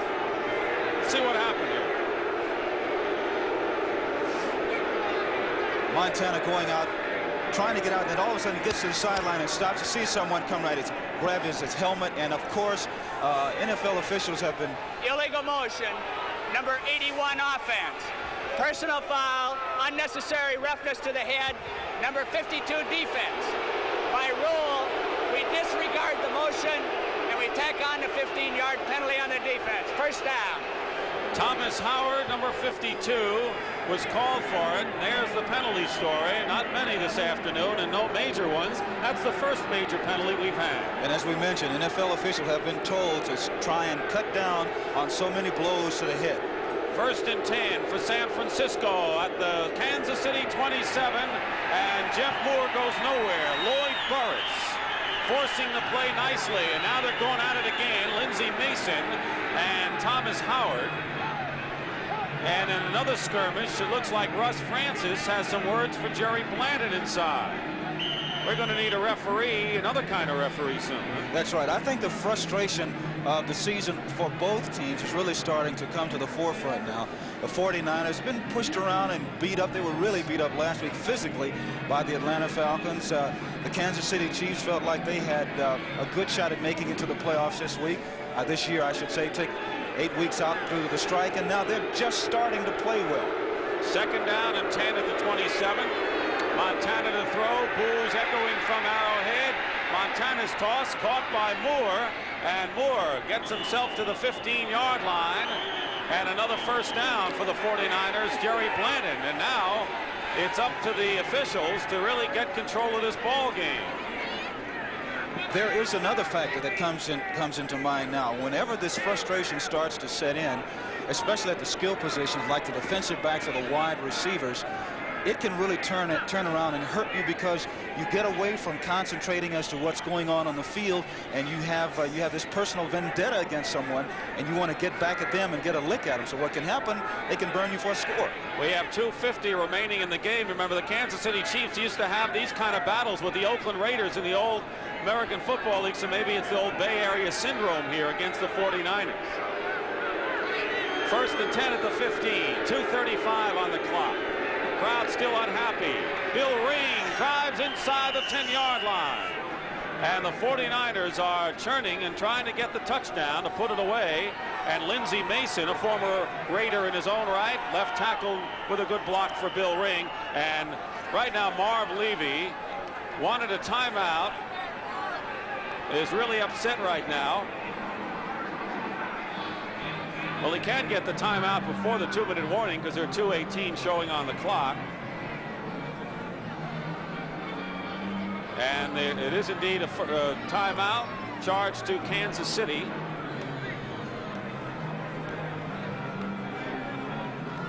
It'll be 2nd and 4. NCAA basketball coming your way Tuesday night, when Denny Crum's Louisville Cardinals lost to Georgetown in the semifinals in New Orleans in the Final Four against UCLA. Larry Farmer, the only loss for the Bruins was a double overtime setback, but this is an outstanding team, UCLA. Tell us more about them, Jim Hill. You're from the Los Angeles area. One of the things that the Bruins basketball team feels this year is that they want to prove something to the rest of the country, because they won probation last year. This is the first year. They say it's a new beginning for them out there. They have some terrific talent in Darren Day, Kenny Fields, Rod Foster, and of course Larry Farmer is doing an excellent job of coaching that squad. They were ranked 3rd in the country going into this week's action, with a record now of 7-1. 11:30 Eastern Tuesday. Bill Walsh over there now with Freddie Solomon. On the other side of the field, Marv Levy, who has been upset. I think Levy called that timeout to calm his defensive unit down. I think that he felt that they were getting a little bit caught up in trying to be too aggressive and to get back at people rather than concentrate on playing. 2nd and 4 at the 9-yard line for the 49ers, who lead by 3, 16-13. Bill Ring hit immediately, and hit hard by a bunch of red jerseys led by Gary Spaney, number 59. Clock stops, 2:09 showing, and now the Chiefs call another timeout. So they'll have one left. And of course they'll have the automatic stoppage at the 2-minute warning. There's Gary Spaney, who's the anchor of this defense. We've talked about Art Still, about the talented secondary, but Gary Spaney is really an unsung performer. He's on the verge of all-pro recognition, and I guess other than Lambert and Gradishar, probably one of the most outstanding hard-hitting linebackers, and he's really one to watch. Of course, the Kansas City people feel that if their record was a little bit better, then he would be getting more recognition also. Coming up next, the Philadelphia Eagles against the Dallas Cowboys. Pat Summerall and John Madden at Texas Stadium. Cowboys trying to stay a step ahead of the Washington Redskins by virtue of their head-to-head victory over Washington. Dallas looking for that home field edge. The Eagles playing for pride, and we're seeing some hard hitting from both of these teams today, playing for pride. Certainly true. Even though the Chiefs have not been totally eliminated from playoff competition, a loss today would do that. even though that, they still have a lot of things that they want to prove. They want to prove that they can come back and beat a good caliber team like the 49ers. 3rd and 2. This is a big down for Kansas City and for San Francisco. Montana in trouble and down. Big play by the defense. Dino Mangiero, number 74, and Charles Jackson, the linebacker. Mangiero, a free agent from Rutgers, bypassed through the draft. 264 pounds of all hustle. Once again, the defensive unit for the Chiefs rising to the occasion.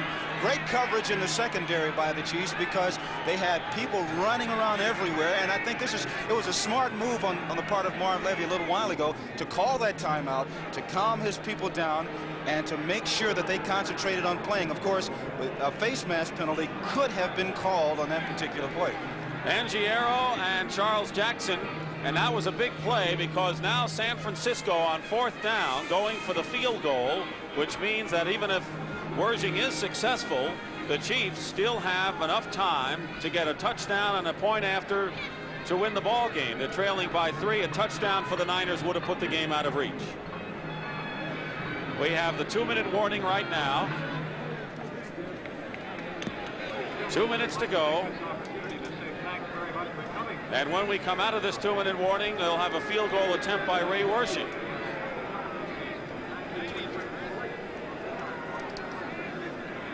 So that was a key play for Kansas City's defense. That's been the heart of their team. So Montana has conferred, and he'll come out and hold for Ray Wersching, who has kicked 3 field goals this afternoon from 32, 42, and 44 yards.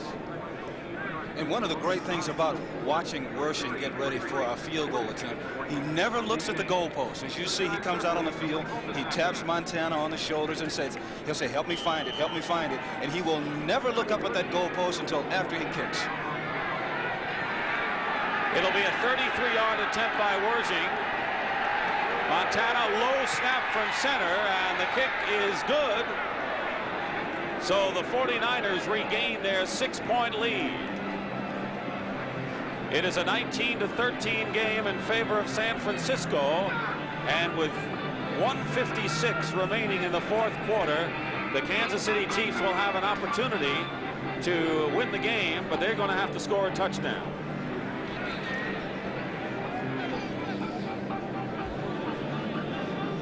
Don't go away. The season is heating up. The day is heating up. We've got the Dallas Cowboys playing host to the Philadelphia Eagles next from Texas Stadium. Cowboys, only loss of the year was their opener to the Pittsburgh Steelers. A shocking loss, Tom Landry said, that opening game defeat to Pittsburgh. Dallas hasn't lost since. Can they keep it going against the Eagles today?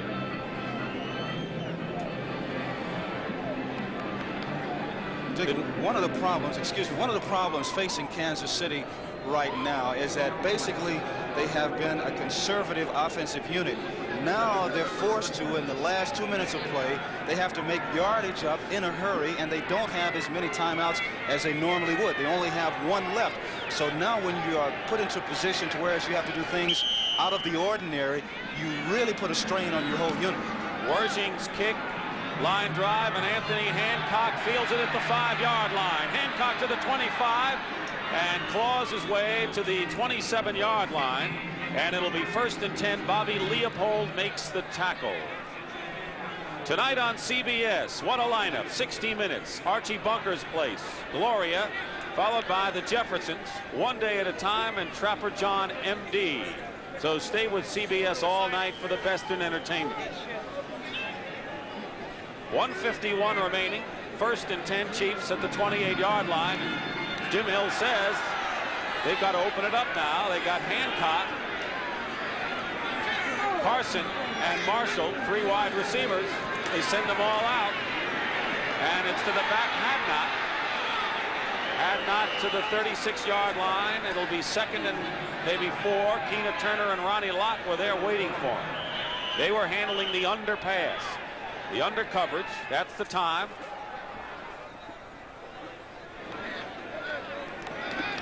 And a penalty marker down. Apparently it's against the 49ers. It was thrown down at midfield. I see what the Chiefs should be doing right now is in the huddle, getting their play together and getting up to the line of scrimmage, ready to go. Keep putting that pressure on the 49ers. The 49ers are a little disorganized right now. Now, this is where you can make up a lot of time, get in that huddle, call a couple of plays, and be ready to go as soon as they're ready to snap the ball.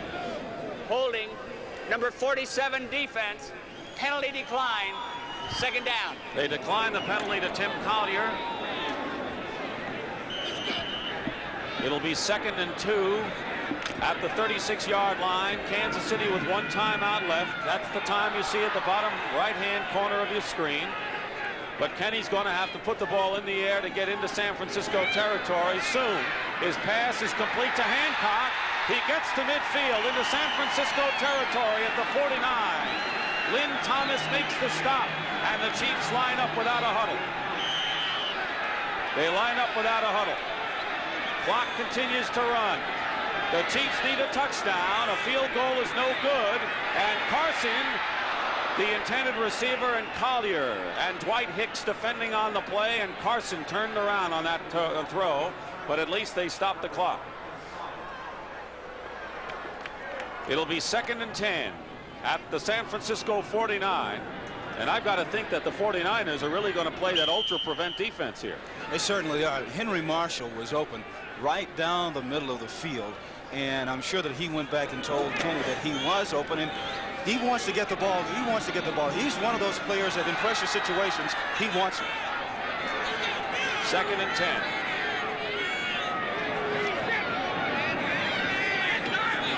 Here comes pressure on Kenny. He steps up. He's going. And a bump in the secondary. Carson and Tim Collier. Crowd thought there might be interference. No flags. It'll be 3rd and 10.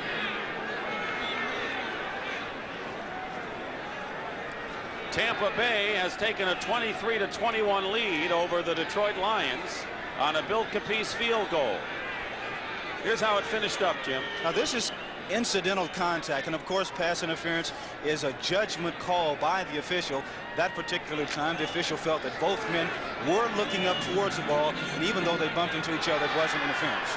It'll be 3rd and 10, and of course the Chiefs have 2 downs to get the first down and keep it rolling. 1:09 remaining.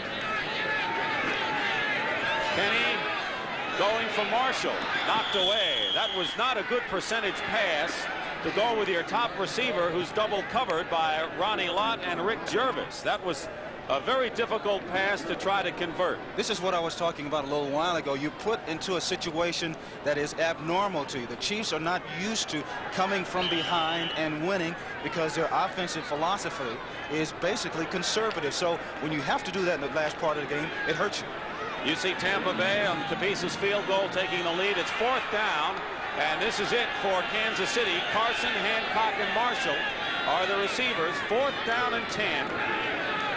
This is it for Kenny. Fires it up for grabs. It's caught by Carson.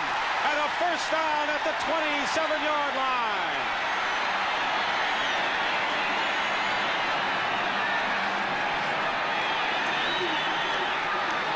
"45 seconds. Clock is running, and they throw this out of bounds, stopping it with 40. Carson, the intended receiver. So Kenny connects on a desperation pass to Carson to keep it going, but they still got to get in that end zone, and they're still 28 yards away. Carson did one heck of a job making an adjustment to catching the ball because it was not a good pass that was thrown. It kind of floated out there. He ducked in behind Tim Collier and made the catch, and now the Chiefs are starting to move a little bit more now. That play really saved them. That, more so than anything else, kept them right in the ballgame. 40 seconds to play in the 4th quarter. The crowd here enthusiastic on its feet. Kenny's pass deflected and caught by Hancock. And let's see, there may be a fumble. The 49ers say they've recovered a fumble. Hancock caught the ball off a deflection by Ronnie Lott inside the 10.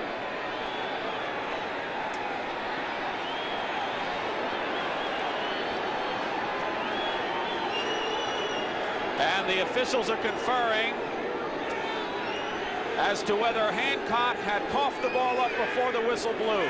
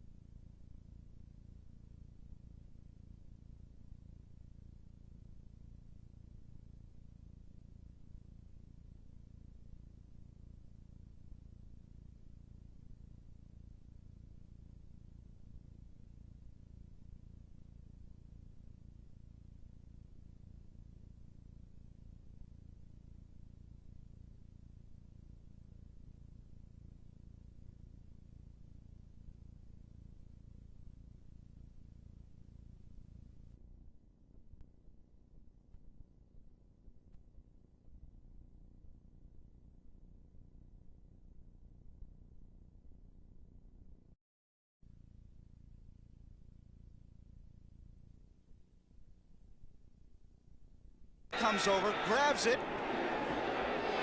goes down, and the officials rule that it is an incomplete pass because the ball is on the ground there. It's a good call. I don't think he had control, and of That's course what they're ruling. They're ruling that he did not have control of it. Well, you couldn't tell by our replay whether he did have control as he was going because his back was to the camera. Right. So it's 3rd and 10, 32 seconds to play. The Chiefs thought they might have a first down inside the 10. Kenny has to go back to work. And Kenny's pass is incomplete. He was going for Carson again. And he was really decked this time by Stuckey and Stover. Jim Stuckey and Jeff Stover really knocked Kenny to the ground. It's 4th and 10 with 27 seconds to go. Kenny has been battered from pillar to post today 4 times. Tampa Bay defeats Detroit 23-21 after trailing 21-6.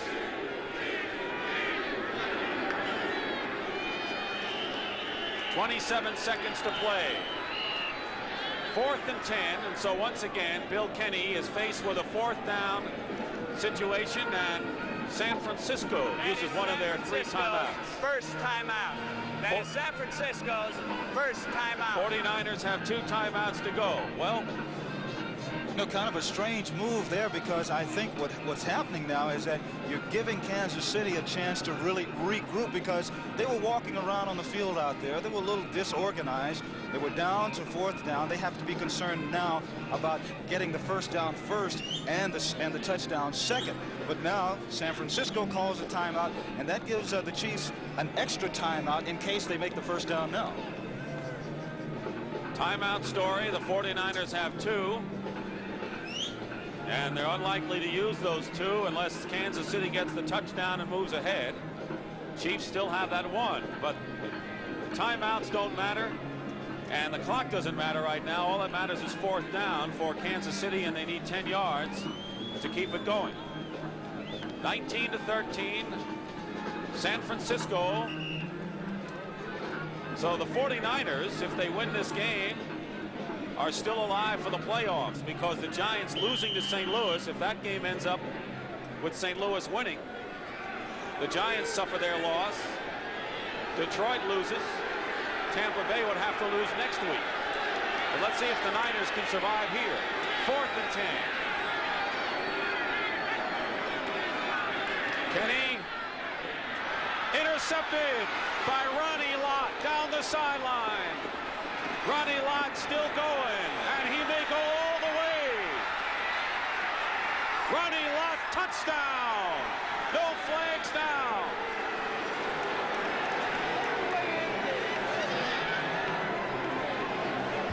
"78 yards for the touchdown to win it for San Francisco and wrap it up.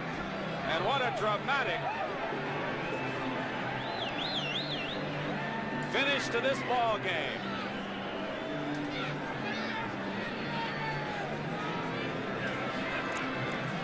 That's one of the things that Ronnie Lott did so many times for the 49ers last year. And, you know, we talked once again about being put into a situation that you are uncomfortable with, and that is the case for the Chiefs, having to come from behind with a conservative offense. You have to make the big plays in the last part of the ball game. Ronnie Lott coming over, intercepting the ball that was intended for Anthony Hancock, doing an excellent job breaking back across the field. 78 yards later, touchdown for the 49ers.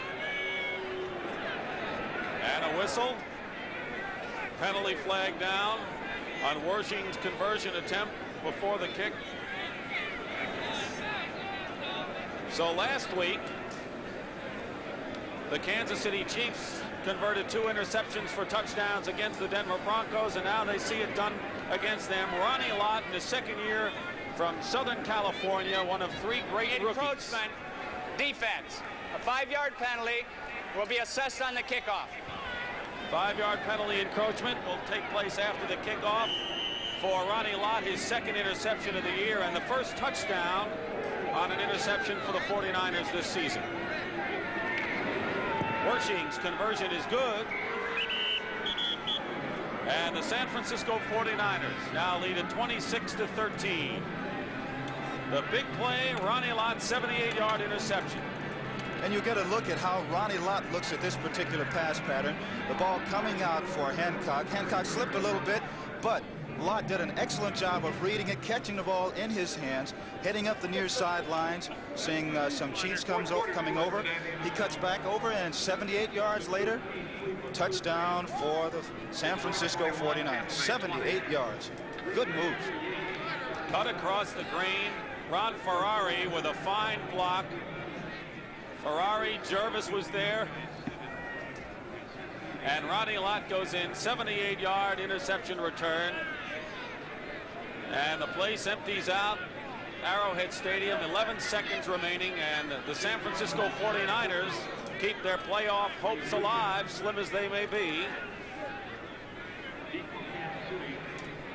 The Giants must lose one of the two remaining games, and they're trailing St. Louis. We'll get an update on that score, Giants-Cardinals, before we get off the air. In the fourth quarter, it's 17-14 in favor of St. Louis, so they may have to sweat that one out. 7 seconds on the clock, but it's all academic now. The Chiefs will go back on offense.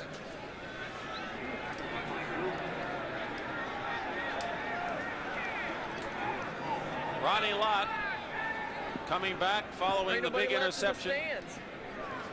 So the 49ers, with a victory here, will go 3-5.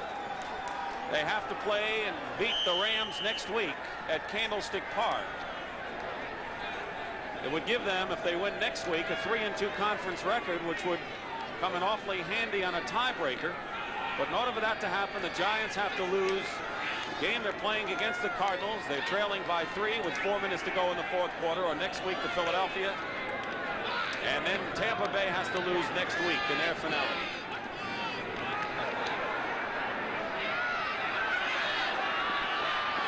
And they're chasing Galliano, Bob Galliano, the third-string quarterback, and the gun sounds. That's the end of the ball game. And the San Francisco 49ers have defeated the Kansas City Chiefs 26-13. Final score 26-13, thanks to our spotter Marty Aronoff. Coming up next, the Dallas Cowboys play host to the Philadelphia Eagles from Texas Stadium. For Jim Hill, Dick Stockton saying so long from Arrowhead Stadium. And coverage of the NFL will continue after this word from your local station. Fly the friendly skies of United, where you can reserve your seat when you reserve your flight. Row 6 on the aisle. Bravo, United. This is CBS,